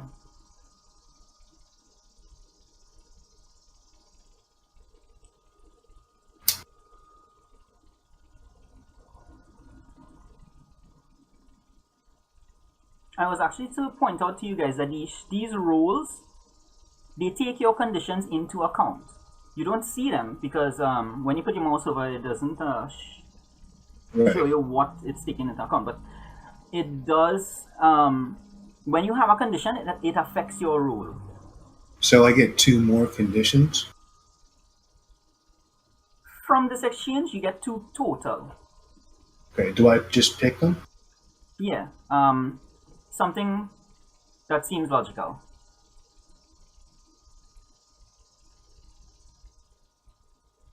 What do you have and what do you pick? I have angry. I guess I will take guilty and hopeless. Yeah, that sounds about right because it probably feels like you can't win this one. Not because you're I wrong. can't win because, anything. Yeah, not because Everyone's you're telling wrong, me I'm too young. but because they have stacked the deck against you guys. So let's do Zen. Right. Zen, you had your hand up. So she'll say, well, the bench recognizes Karma, Chameleon. What's your surname? Castro? Yeah, Karma Castro. Can I leave now? I'm not even involved in this. She basically says to you that the terms of the what's the word? The terms of the probation encompass your entire team. If some of you all break the law, all of you all are held accountable.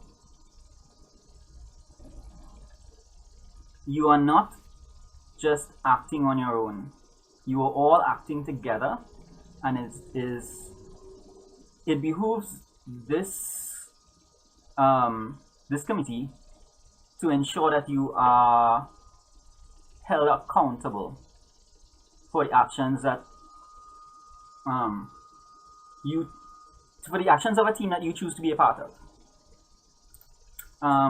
What she will do to you there is basically the same thing about she would want to raise your savior and lower your freak. Again, wow. No, thank you. Yeah, it's about she's trying to say that you have to take responsibility for those that you choose to surround yourself with. And I'm taking insecure at this point. Alright, and the shift also happens. Yep. And Trent, you had your hand up as well? I only had my hand up because Karma did. So she does address you directly, and she says, and you, what do you have to say for yourself? According to this account, Aren't I supposed to have a lawyer? we have not begun actual legal proceedings. Because as far as we can tell, you have not openly injured any civilians. That is the purpose of this meeting, to find out if there are any grounds for your probation being violated. It's not about you thinking the law now. She says, according to this account, you grew to almost twice your size, exuded branches, tentacles, and appendages, and said something about you should run. Don't you believe that you were inducing panic into a situation that was already aggravated enough by you and your friends? I snort disgustedly.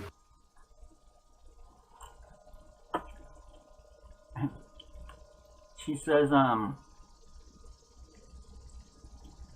in extreme circumstances like that, what's needed most is a level head and a civil manner, and you were the complete opposite of that. So for you, she'll lower your free and raise your mundane. The whole point of the situation was to not engage and just intimidate them to give up. That's the whole point of it, is to not have to risk that damage to civilians. You can't punish us for doing what we're supposed to do. We're doing it right. It's just ridiculous. I can't believe I was complaining so much last session about you guys rolling so well. You guys, I could do anything to you guys now. So what's your condition, Trent? What was the change? Sorry, Your freak goes down, your mundane goes up. She's basically saying you should be more Freak human. goes down? Yeah, Okay. Yeah, your freak goes down and your mundane goes up. And you have to mark a condition as well.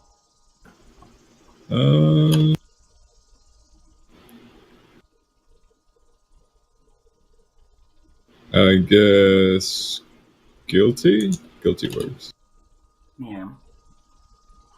By the way, guys, the guidelines for a GM gives us like specific things to do to each character. So, like for instance, the transformed. One of the things we are encouraged to do to you is to isolate you, point out how much of a freak you are, demonstrate that you are not fully welcome or loved. Like there are guidelines for each playbook that kind of affect that playbook in a very specific way. So I'm not just picking things at random here. Oh no, cool. So that will of course make you guys feel much better. So Councilwoman Striker begins to like she kind of raises up in her chair and she looks like she's gearing up for a big speech, and the doors suddenly open, and you know they like someone has pushed them open, and your acquaintance walks in.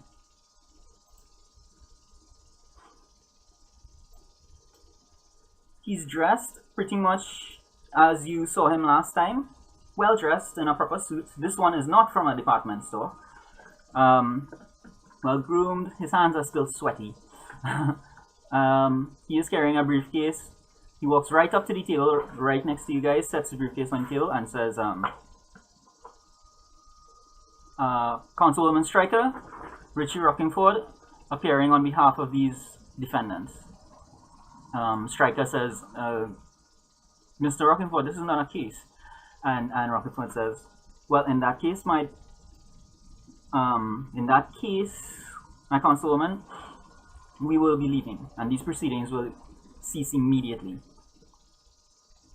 You have before you a collection of persons involving underage persons, as well as persons who were not even in the vicinity when these alleged events occurred. These proceedings are, what's the word? Superfluous? Yeah, these proceedings are bordering on illegal. And it is within the best interests. Yeah, it is within the best interest of the City Hall to cease and desist immediately and pursue other avenues for resolution of this situation. She opens her mouth to say something again, and Richie Rockingford says, I will of course be in contact with you in following time slots to discuss resolution of your transgressions in these proceedings, and we will assume some sort of restitution will be arranged. Are we done? And she just closes her mouth. The aldermen start writing stuff down, and she just says, "This meeting is adjourned."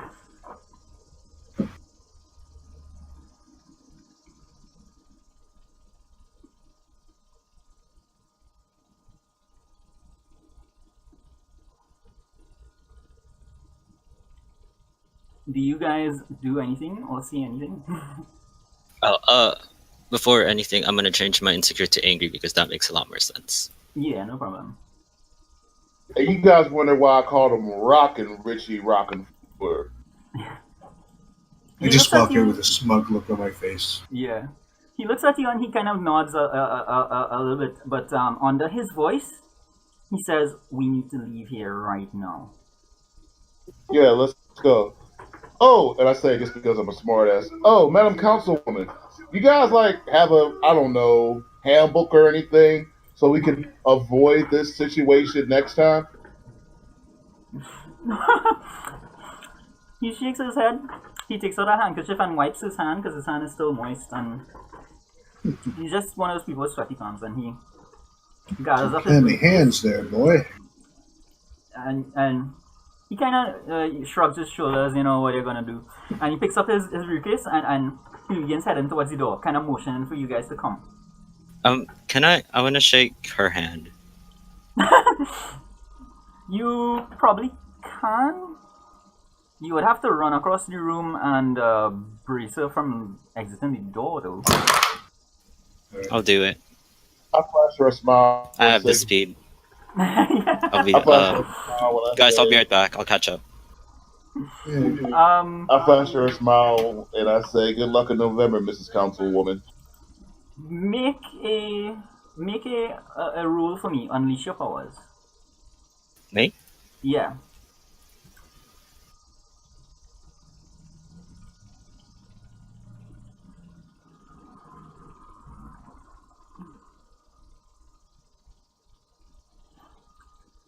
Alright, so what does that let me do? Because, right. On a hit, you do it. On a 7 to 9, mark a condition, or the GM will tell you how the effect is unstable or temporary.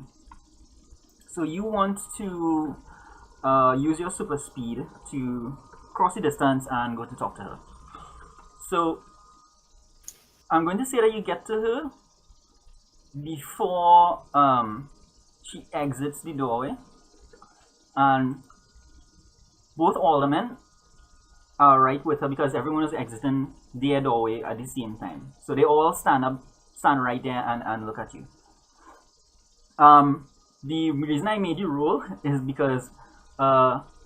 Rockenford tried to stop you, and he has a very tense look on his face. Like he's expecting something to go really, really badly. And it will. Because I'm mad, yo. Oh, I got you. Okay. Leech life. So yeah, I shake her hand. Or I reach out my hand for a handshake. She doesn't take it back. She doesn't shake her hand. She says with a very straight back and a very steady voice, she says, I am very pleased that we were able to resolve this matter today. Mr. And she looks at the paper. Miss She's a girl. Carlos? What was it? Okay. She's a girl. First I mean, of all, come on, man. It's me. that's rude. And then I'm gonna tap her shoulder, and then I'm gonna take her life force. Oh, cool. Cool. Good. Very good, and you do it. So what is gonna happen there is that Well, not all of it, obviously. yeah, but Like just it's- enough to weaken her. Yeah, but because the effect is unstable, I'm going to say that you spiked a little bit too quickly, too fast. So for just like a half second, she loses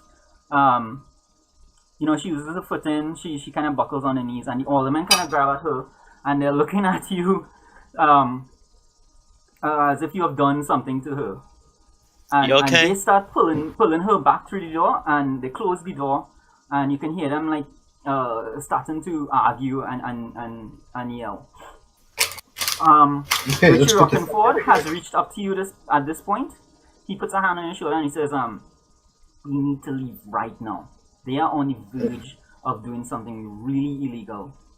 Like they really just want to throw the rules out the window and do something to you guys. We need to not be here when that happens." All right, I carry him outside and run out. Yeah. So you guys will probably be outside. What you did there was Did you Hold say on. that? Did You say picked him that up you and guys are carried him prob- outside. Yeah, I picked him up and I carried him out. Did you say that you guys are Why? probably guilty? Is that what you said? Or did I mishear that? sorry. No. He Did you- said that how the councilwoman are just on the verge of bending the rules just to make sure that you guys are punished. And he says Okay. that you guys I need to thought I leave heard something. before they reach that point. Okay, sorry. Continue. So what you did there, Karma, on your sheet, right, under conditions. Let me get the correct thing for you. So I'll point it out to you. Because you can clear your conditions by doing certain things. Oh shit! Can you? Yeah, you can I clear need your to start doing conditions some of that. by doing certain things. So under the handout, I'm gonna show it to you guys. Under the handout named Peripheral Moves, you see where it says Clearing Conditions? Well, I just cleared my angry. Right. So this is something that you guys should keep in mind. If you guys want to clear conditions, Didn't even know that. yeah. I think I had pointed this out in the chat, I think it was. But again, I do have to make sure and show you this until you guys remember it. So Okay. So to clear conditions, your team moves will clear conditions. You can use comfort and support or defend. And the third way to clear conditions is through what you're seeing there. Okay. Where exactly are we? All right. So We're outside now, I guess. well, you guys are walking We're on outside. on your way outside. All right. So Push over a mailbox. yeah.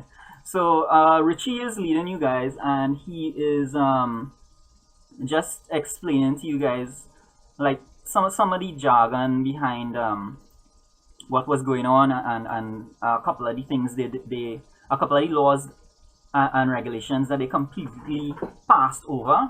And he's explaining to you guys that she's willing to break a lot of rules just so she could get something on the record to go on a platform with.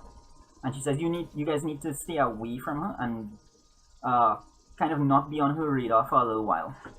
I'm playing with her life force with my fingers. And he says, "Stop that." So he says, you guys arrive on the corner, and he says, "My car is parked down this way. I can probably give you guys a lift." And as he says this, you guys hear and feel a large, like, shaking. It's like a little earthquake. And something bursts from underground up into the streets.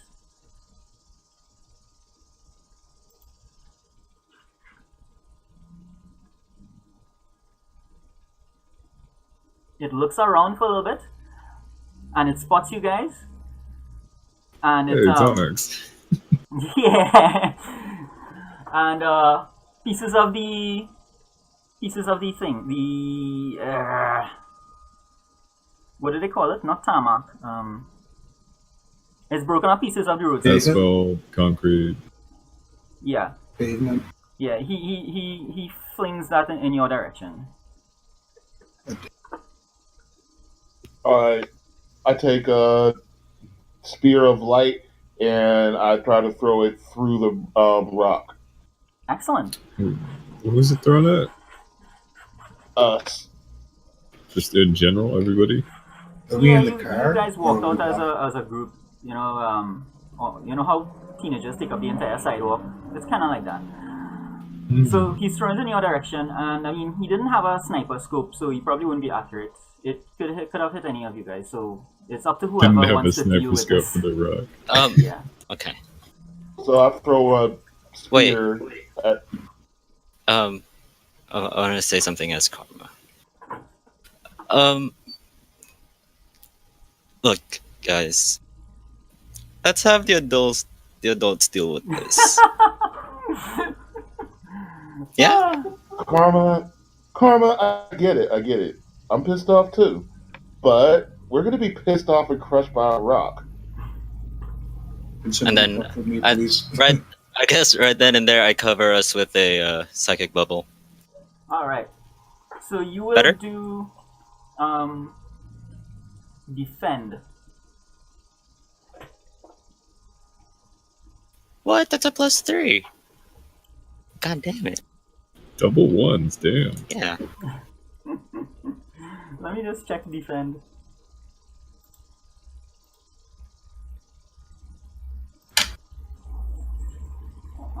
Because I want to see exactly what he does to 7 to 9 costs you. Alright, so you don't get to choose any of those things. Yeah, instead some stuff happens to you. What you are going to do, because this thing is going to break through that shield. Mostly because you didn't throw it up fast enough. That little bit of conversation there happened while this thing was airborne. So you didn't throw it up fast enough, and you're going to have to roll to take a powerful blow.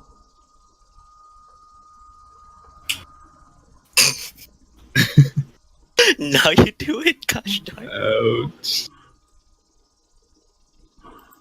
Wow. Every DM has his day. Can only one of us roll to stop it? Actually, you guys can roll to defend him. But I will only No, let it's okay. one person. Yeah. It's alright. I'm fleeing. I'm leaving. Yeah, I mean, my whole plan was to try to throw one of my light spears through the rock. Because that was my original plan anyway. On a 10 plus, choose one. You must remove yourself from the situation. Pass out. Okay, so you choose to flee?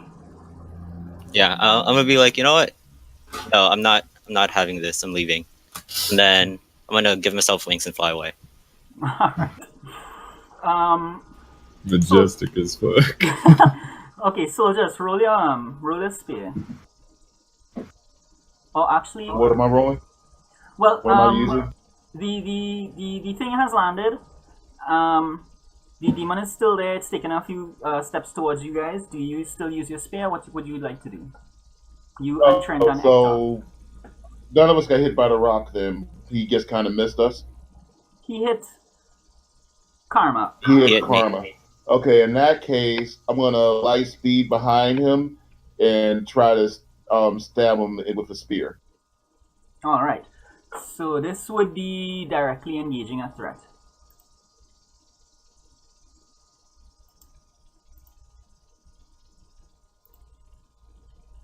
And if I recall, I get to use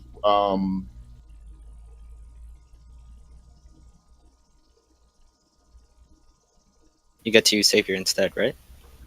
right. Yeah, if you use the Yeah, I get the to legacy fight move. instead of fight to fight lets me use savior instead of danger. Yeah, no problem at all. So I think there's a if you have your sheet set up properly, it should just be the clicker button.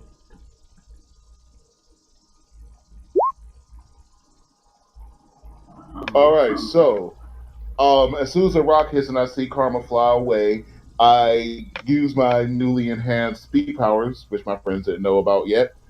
Move behind the thing, and I attempt to stab him in the thigh with the spear. So this is 10, stab him in the thigh. Which goes on a 10 plus pick 2. You also get to pick 2 from that 7th line list.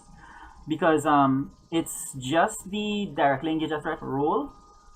But what your move does is that it lets you do that with Savior instead of Danger. But all the rest still applies. So you do also get to pick 2 things that happen there.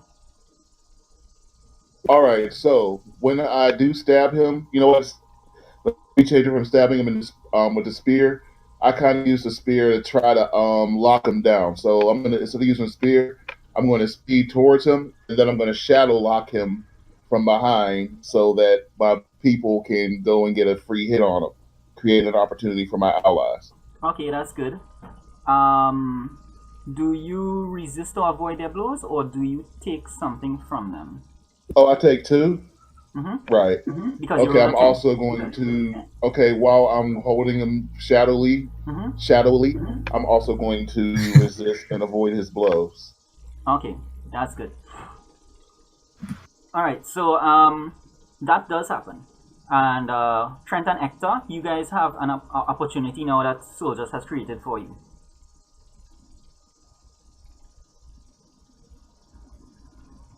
Go ahead. Okay. You won't be able to hold him forever.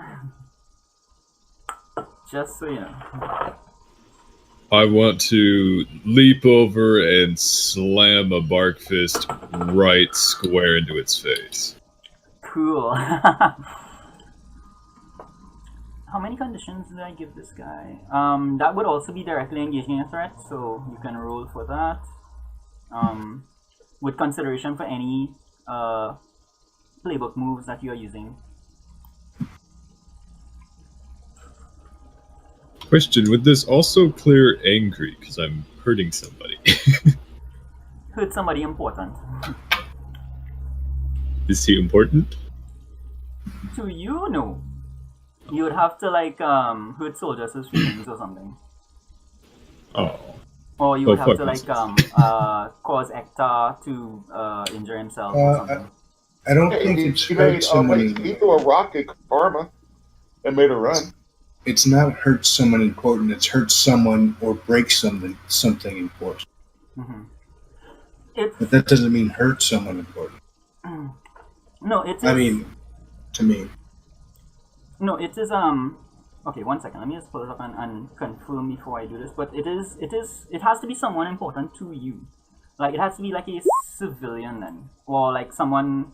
A civilian will be important because as a superhero, you're supposed to protect them. It's kind of expected that you might hurt the bad guys, so that doesn't really like. Yeah, I guess it's true. Yeah, I mean, yeah, that's fair. That's fine. Mm-hmm. So it's not important, but it can't be a regular target. Yeah. Directly engaging, right? Yeah. So I'm gonna go kick over a fire hydrant. Yeah. So how the text is, it's hurt someone important or break something important. They just didn't repeat the word important. Right. Do I get a bonus since he's held? I would say yes that you do.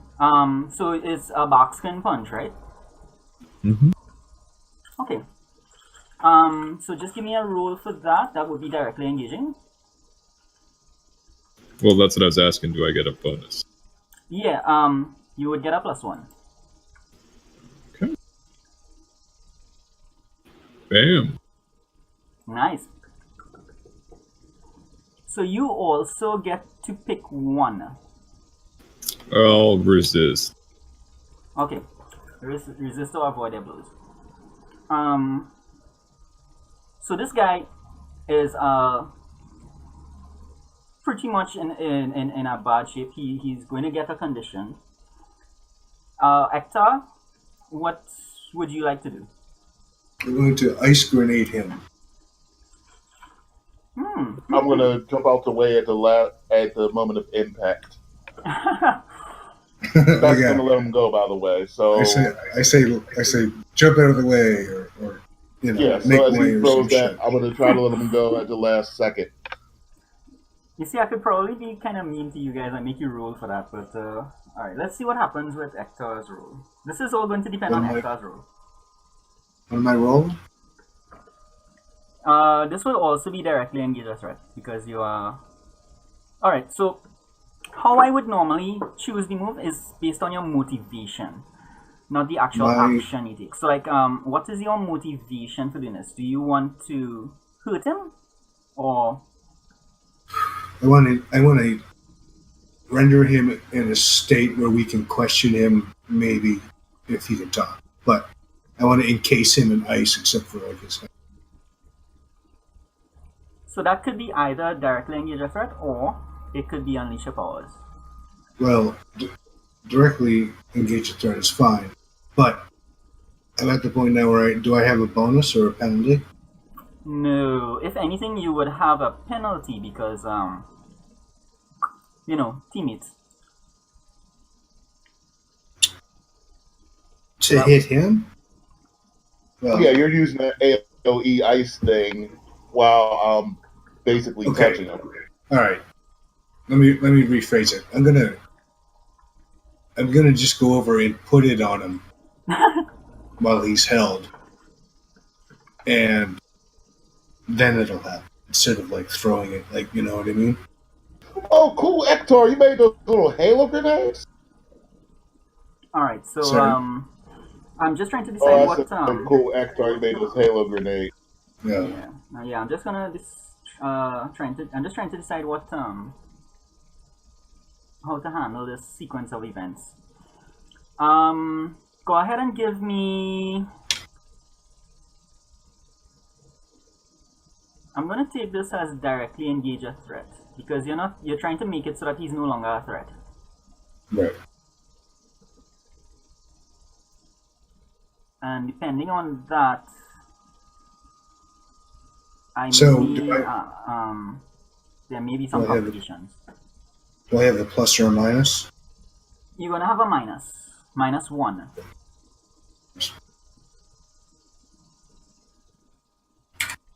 Because teenagers are so well coordinated. Okay. That is a penalty. Or a joke, sorry. Alright, so what is gonna happen? I'm not going to make this into a big thing. So your friends don't get iced. So let's start with that. Okay, that's good. You are going to get a condition. Jesus. I don't think I have many left. Wow. You can get up to 5 conditions. The 6th condition is what puts you out. Oh, okay. How many do you have? I have 3. Oh yeah, you're fine. Just don't miss anymore. Yeah. So which one do you mark?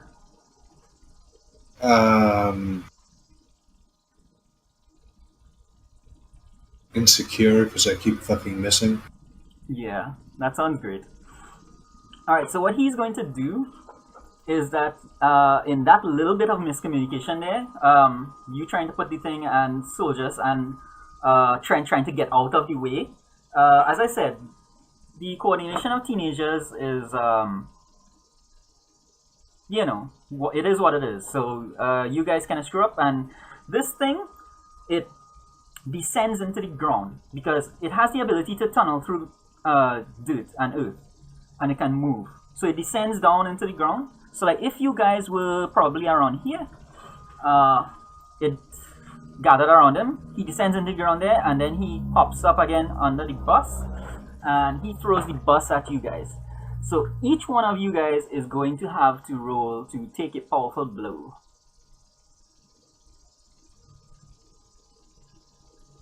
So how do I roll with 2 fewer conditions? How do conditions affect rolls? When you take a powerful blow, they add instead of subtract. So you're more prone to not miss. Okay, so when it says roll with 2 fewer conditions, just give myself a... You can do it manually. You can just do how many conditions do you have? I have 3. Right, so just give me a 2d6 plus 1.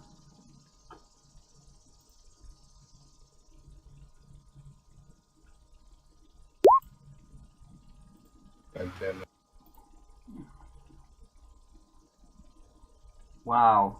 7. All right, so let me just. hmm. Oh, I hope you guys have been marking your potentials, right? For. Oh, Do I get a potential with each roll? Yeah. yeah. Before you missed. Well, we got potential when we failed, right? Mm-hmm. Oh, I haven't failed yet, have I? This is the first time. Yeah, I haven't actually failed today. You don't get a potential for passing. Take a powerful blow. You get a potential for rolling less than 6 or less. Which is why your rolling low is really good for take a powerful blow. You do not get hit and you get potential. Okay, so Darren, I'm not choosing from that list. On a 10 plus, choose one. You must remove yourself from the situation. You No, lose I have control never of give up, yourself. never surrender, Or your power is able which to drive means away. 2 options from 7 to 9. right. But I use never give up, never surrender. Mm-hmm. So I either get an from a legacy move. So I either get an opportunity or an opening against my attacker, a rally from the hit, and it inspires the team, and we add 1 to the team pool, or I keep the attacker's attention. What you should have done is roll plus savior instead of rolling conditions. Let me just No, I read the did text roll of it plus and savior. Yeah, I did roll plus savior. hit, stand strong. Choose one. 79, mark a condition. You must keep on hard and it doesn't have funds and it's vulnerable. Right, so which one did you choose from the list? How many team points do we have right now? We don't have any right for today, right? Because those go away with each game. Yeah, I was supposed to give you guys some though. So let's say you have what 2. Okay. In that case, I am going to take an I'll give opportunity you 3. attack at him. Mm-hmm. In that case, I'm going to take my opportunity of attack at him. Dodge a bust, and I'm going to use that to try to throw a Sunhammer at his head. Strong and choose one. Sure, just 1 second. I am just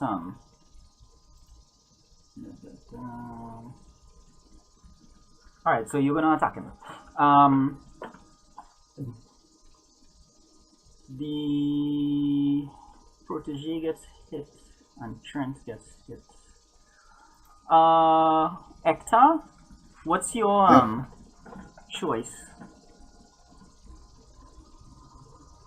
The 7 to 9. Okay, first of all, do I just roll on the 10 plus? Or do I just take from the 10 plus, or do I take one from each?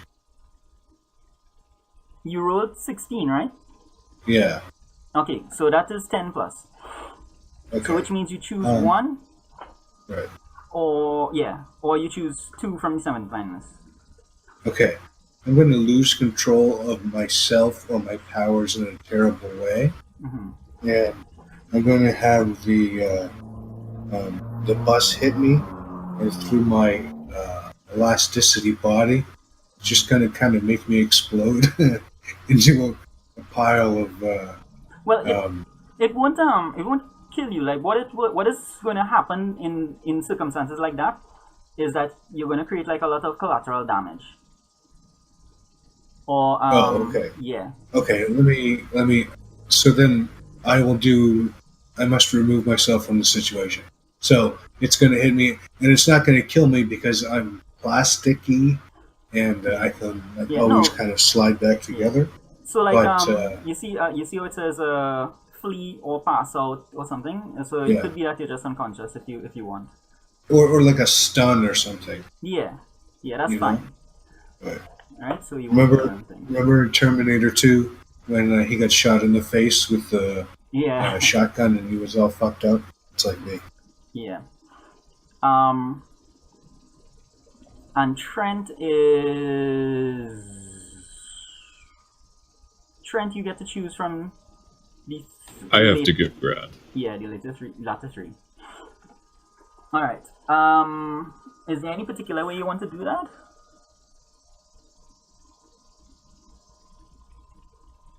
Well, I guess he'd hit me with the bus, but I'd just be pinned because I can't be crushed due to the bark skin, right? Yeah. You can't. You're a tough guy. Yeah, that's fine. So we'll say that you are probably prevented from advancing for a little bit. So this all comes down to Soldiers' solar hammer. Right? So I assume you are using Fight the Good Fight? Yeah, I used to fight the good fight to. That's how I got the opportunity of attack. Alright.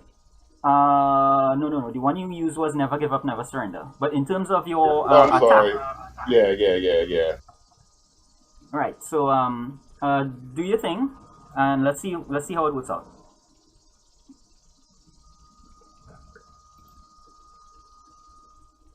Perfect. So this is. I'm just checking your legacy to make sure if anything else applies. Right, so it's the standard choices from the directly engage.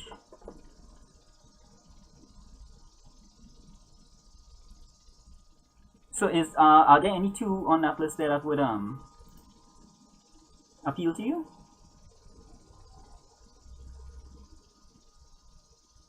So my only ally could possibly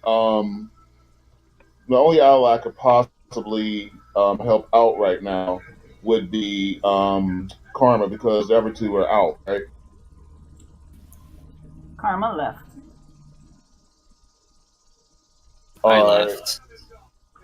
So shoot. He doesn't have anything I can really take. Take his soul. He's just like dude. Karma's power. He's not stolen, he's dude. Shoot, you know, whatever. I'm gonna try to. I'm guessing that he's gonna be pretty surprised that I just leaped over the bus, and hopefully he's scared. But yeah, you know what?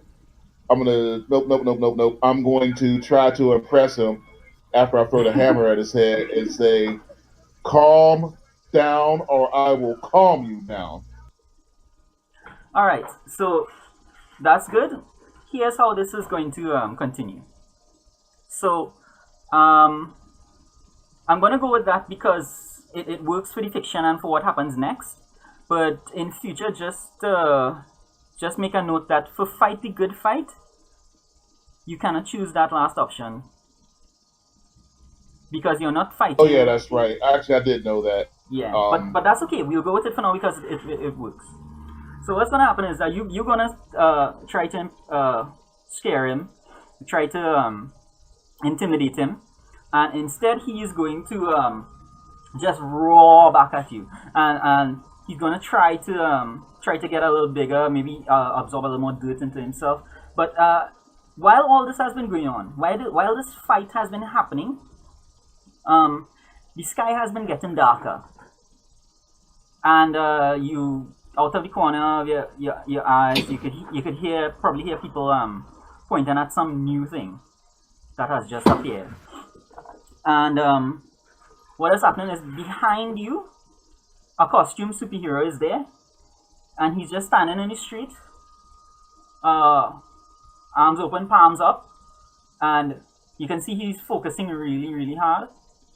And liquid is starting to come from his hands, and the sky gets darker and darker, and there's a little bit of lightning, and the first drops begin to fall. And what's going to happen is like a little thundercloud localized on this intersection is going to be a sudden downpour of water onto this thing, onto Tremor. And water, Mister? yeah, and the water is going to begin dissolving it away. I don't know if you it's. I mean, I probably shouldn't compare it to a power washer, but yeah, that's basically what's gonna happen. And Tremor just starts getting smaller and smaller. Like he can't maintain his form. It's not that the dirt is washed away, but the dirt cannot coalesce into like arms and legs anymore because he's just like slushy and sluggish, and he melts. You know, I'm melting, that kind of thing. Until after a while, it's just a puddle of just dirt and mud and muck, and then the rain cloud parts, and there's a rainbow that's just above the intersection only, and the whole crowd around starts cheering and applauding for Mister. Well. Hey, Mister, thanks for the save. Yeah. So what has I been going waved on? from under the car.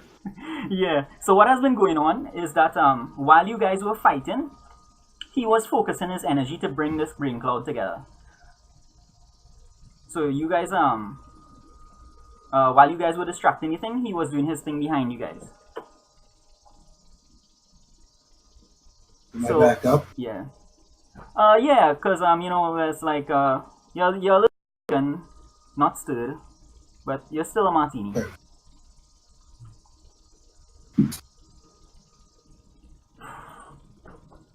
So Mister is just kind of waving to the folks, kind of waving them away, and he walks up to you guys and he says, "Is everyone okay?" I still need to check, sir. I'm fine. Most of my teammates have seen some better days, but they'll survive. I just want to go and make sure that we manage not to get any citizens hurt. He says, "It looks like they're okay. I was able to keep an eye on them from where I was. I have to admit, gentlemen, I couldn't have done this without you. It takes me a long while to bring the rain." Wow, Mister, thanks. Praise Yes. from you. That's rare indeed. I hope He's I going didn't to- disappoint you. He's going to raise your savior up and your mundane down for each of you. So does that mean I get a condition? No, if you accept the change, you just make the change and that's it.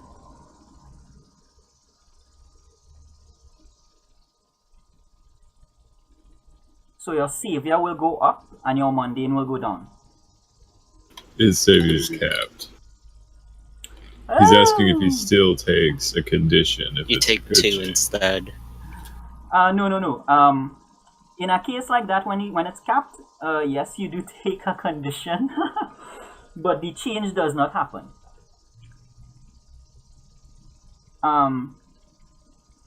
He would not get 2 because what had happened with you is that you failed the roll. So because you failed the roll, you took a condition, and you took a second condition because your things were Since it would capped. give him. Hold on. If it would give him a condition, can't he roll against it? So why don't you just try to oppose it? You haven't rolled for that yet. He can if he wants to. Let me bring it up so you'll see. Take a look at it, see what his options are. Yeah, so If it's going to give you a condition anyways, I would oppose it.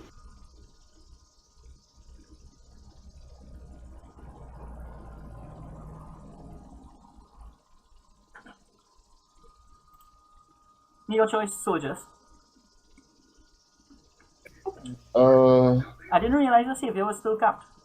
I wasn't I lost track of how you guys survived that deposition. I know not everyone escaped unscathed. I'm kind of stuck between a rock and a hard place. I don't see any of these making any sense, though.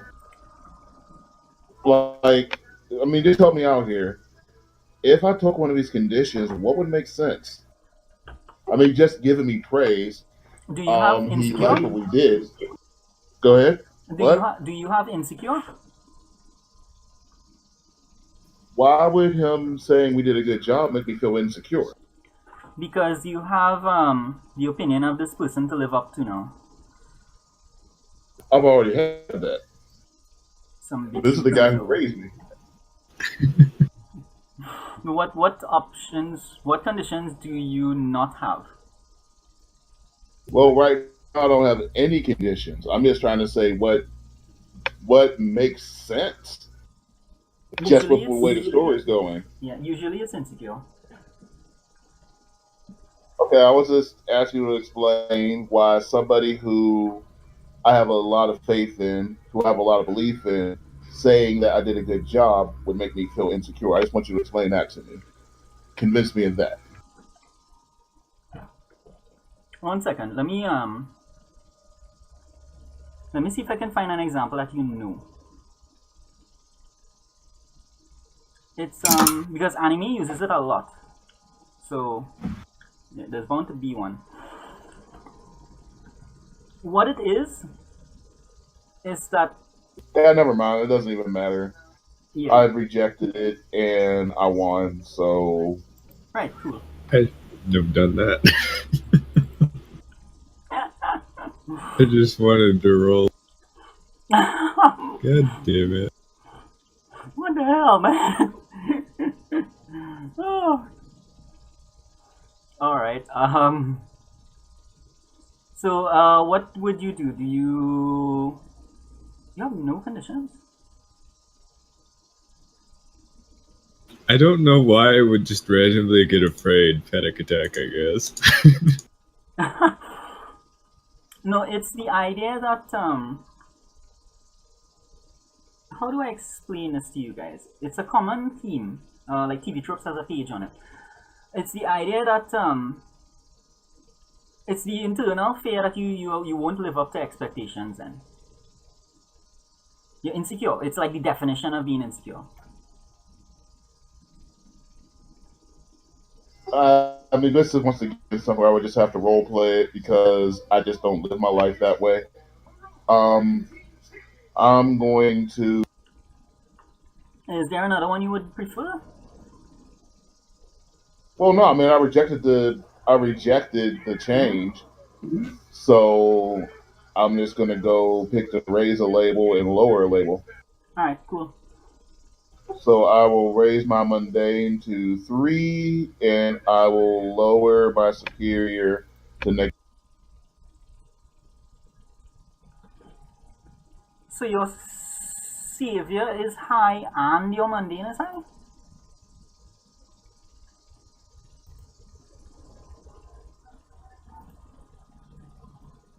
Yeah, I'm a dude who likes to protect people, but I'm still pretty much a down to earth regular dude. Makes perfect sense to me.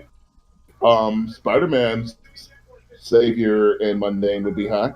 Same thing with Captain America. Not exactly. That's not really what mundane covers in Spider this Man's game, though. savior would be super high, and Spider Man deals with bullshit all the time. His savior and mundane are the essence of his character. Mundane isn't kind of fully covering that scope in this game, but it's okay. We'll that's neither here nor there for this situation. So he thanks you and he says he looks to you, soldiers, and he says, "Look, just get them back to the factory or something. I told you guys already. We need to not be here right now. I'll come see you Yeah, later." sir, we'll get a move on. I have a question about my insecurity. Mm-hmm. Would getting hit by a bus be equal to taking a foolhardy action without consulting your teammates? I think that's an action that happened to you. That's not an action you took. Well, I didn't exactly, get out of the way. Yeah, that's something that happened to you. Okay. Foolhardy action is pretty much exactly what Karma did. So that was Stella. Do you guys know who Mister is? Oh, I'm sorry. This is the guy that raised me. Yeah, but do you know who he is? No, I don't. Guys, I want to introduce you to Mister. So, well, Wait, hold on. Before we go forward, we have decided to change what happened to my mother and father, right? Well, you prefer to have the shadow abilities, so because of that, I cannot take away your father. Oh no, okay. So, but my mother's condition could be changed to her still being around, right? And my father is dead. Yeah, what I'm going to go with is that you grew up mostly on your own. You would probably have someone like an Alfred. Oh, see, I thought you wanted my mother alive to fit more into what Legacy's supposed to play as. That is what Mister is going to be now. So, All right, that's fine. here's the thing. Mister said to you, I just told you guys that we need to not be here. Do you guys Right. have an idea of who Mister is? Okay, guys, we need to Yes, not be it's here. Richie. All right, guys, we need to not be here. Gold star. Ah, okay, cool. We need to not be here, guys. So I didn't. So did I know that Mister was Richie Rockingford, or I still don't know? Actually, that Nah, doesn't make any sense. I had to know. you would know that now. Based Well, on he what he did just raise said me. to you, you would have put the connected the dots, and you would now realize that Richie Rockingford is Mister. Oh man, I guess that's why I didn't become a detective. How many years did I live with you and not know you were Mister? All right, guys, we should go. Yeah, let's go. All right, so you guys are gone. Trent, the guys call you and let you know that your van is ready. You paid for it before, so it's just to collect it. Hector, I you have to get go back. Yep. you get a notification on Go your ahead. Big Boy telling you that another of the parts for the glider has been 3D printed, so that is moving along. And Okay. I want to go back and make my portal gun. okay, what else? Because I'm guessing that's how we're going to get that, or at least that's how I feel like we're going to get to the other dimension to save Paneas. No, Paneas is not in the other dimension. He's Oh, I thought here. they took him into. I thought they took him into the other dimension. No. They took him because they are trying to get back to the other dimension. Oh, okay. He is the only one who can predict where their portal is going to be. That's their. Okay. Wow. All right. Well, yeah, that was kind of a misunderstanding. I have to keep coming up with new ways to explain things. I really, really do. Yeah, no. It's just like I said. It's me. It's not you.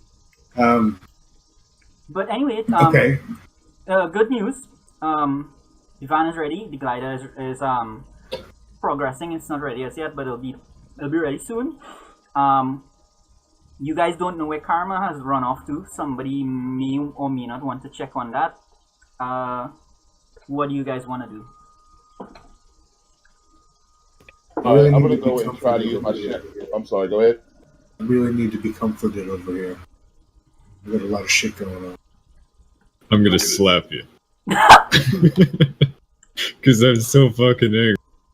Oh my god. I'm gonna use my shadow sense to. I'm gonna use my shadow sense to try to find Karma. Okay, cool. I'm going to take a roll of toilet paper and throw it over a Trent. You're doing what now? I'm going to take a roll of toilet paper and throw it over you. Oh, I'm being TP'd. Yeah. Before Mike does his shadow thing, does anyone try to call Karma? Yes. I'm so distraught. Took me a little while. Yeah, I give her a beep beep. See if she's going to answer. No answer.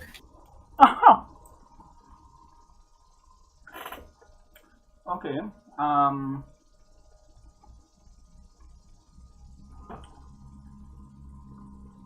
I can only do. We only have time for one more thing, so I need to pick carefully what that is.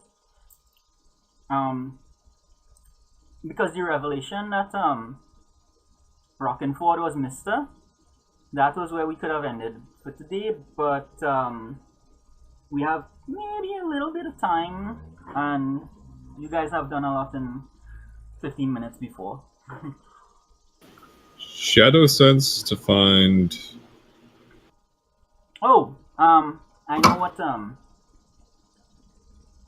to do. We need to find Karma. Yeah. You say you have a van? Why don't Alright, we just guys. drive out to the beaches?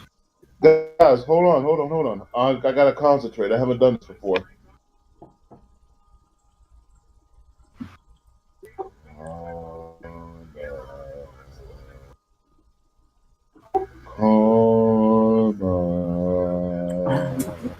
I would be at the lake house meditating.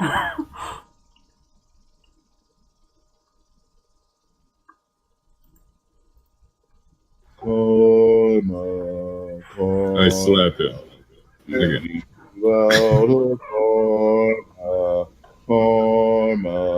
Karma. Now you are out of karma.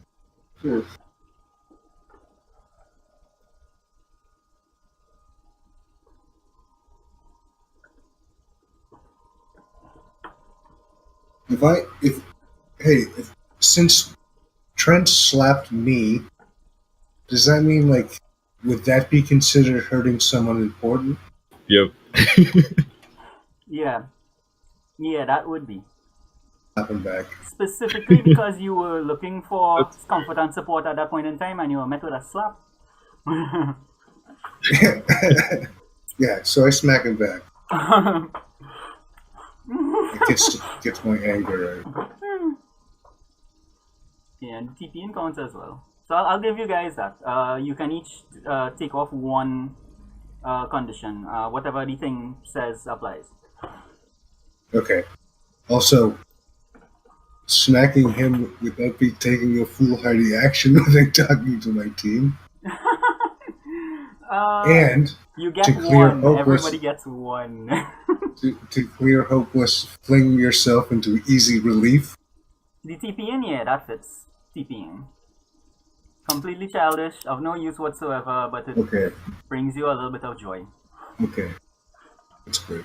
Zanera, the lake house is going to be in a kind of a state where you can't really stay there anymore, at least not right now.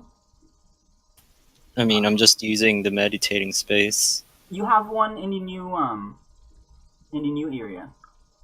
That's why. Well then I guess I'm not at the lake house. I'm in my apartment meditating.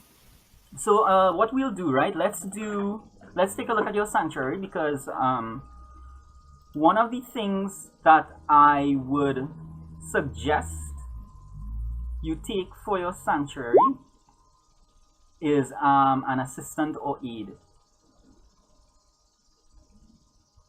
because you will have the Rosicrucian there.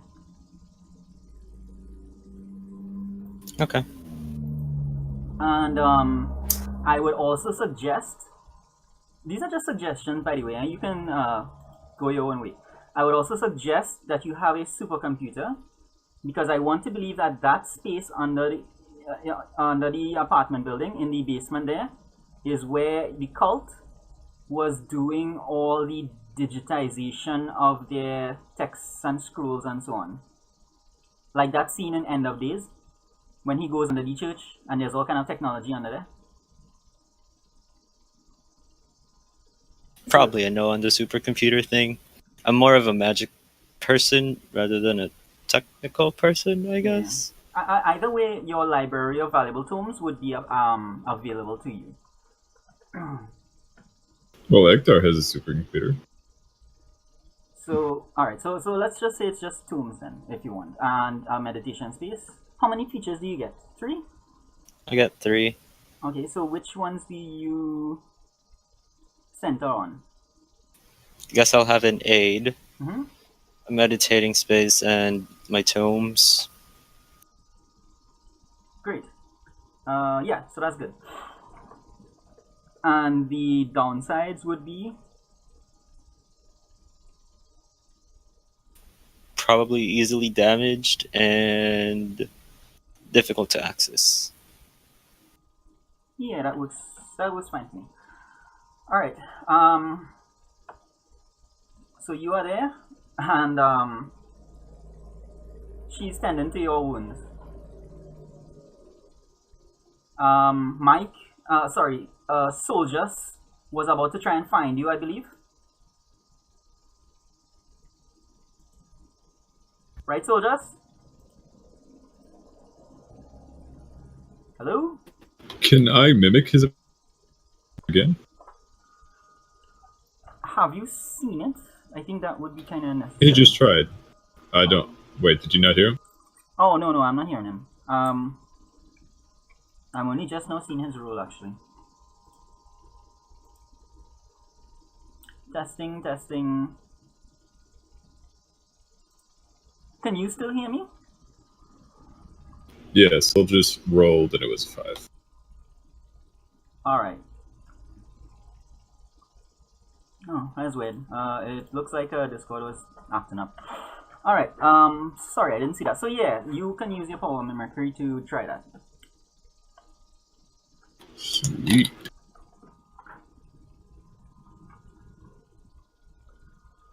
Ooh.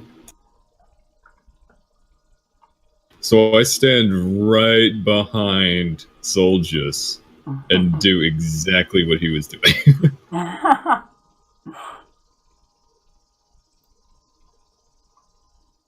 So this is Unleash Your Powers.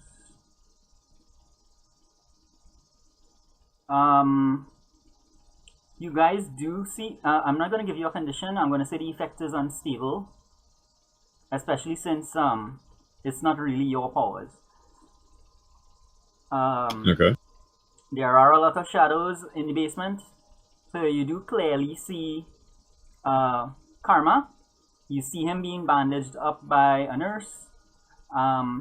You see enough to know that it is not at the lake house. You maybe see one or two other things around, just to get the general idea of like, it's like one of his places, so you know it's not a random place. And then you lose the connection. Okay. Can I have shown that to Soldius so he thinks he did it? You lose the connection because the nurse, out of the corner of the eye, her eye, she just all of a sudden gets to her feet and charges over and makes a direct thrust attack at you, and the connection breaks, and then you're no longer seen inside it. That's what you see. Well then. I'm gonna tell her that's probably Soldius. Alright. So I give him another Well, actually, beacon you wouldn't to know that communicate because this is literally the first time I tried to use this power. I know about your shadow magic though. you did tell him. Alright, fair enough. So I just wanted to check with you guys. It's 10 o'clock now. Do you guys want to continue or? I really have to go. Yeah, so I guess we'll Oh, probably end it unfortunate. there. So really quick, one after the other, starting with Ekta. Your team moves. Did you go closer to the team, into your own image of your own self, or did you grow away from the team?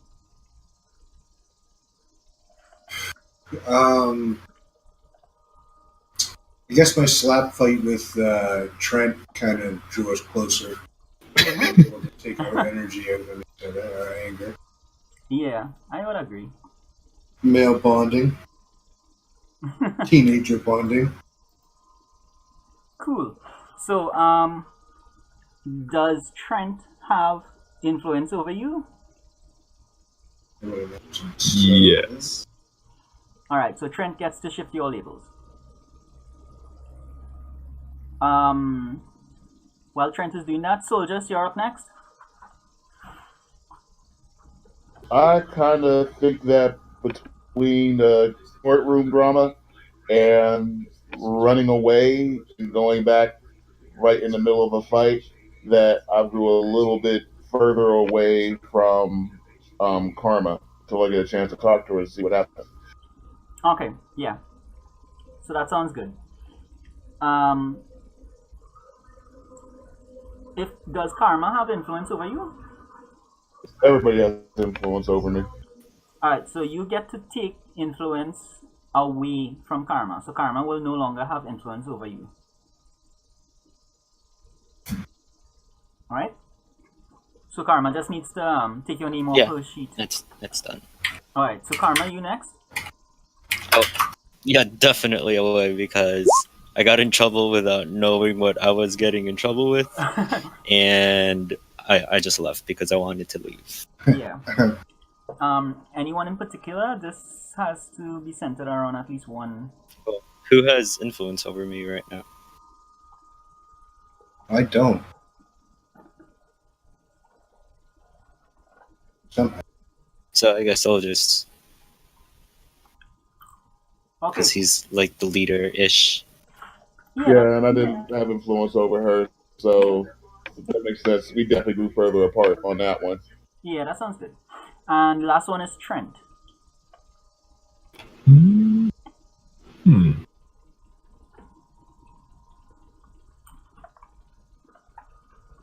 I guess same as Ektar, closer to the team. Yeah. Alright, so Hector, if you have an influence over Trent, you get to shift I his do. signals.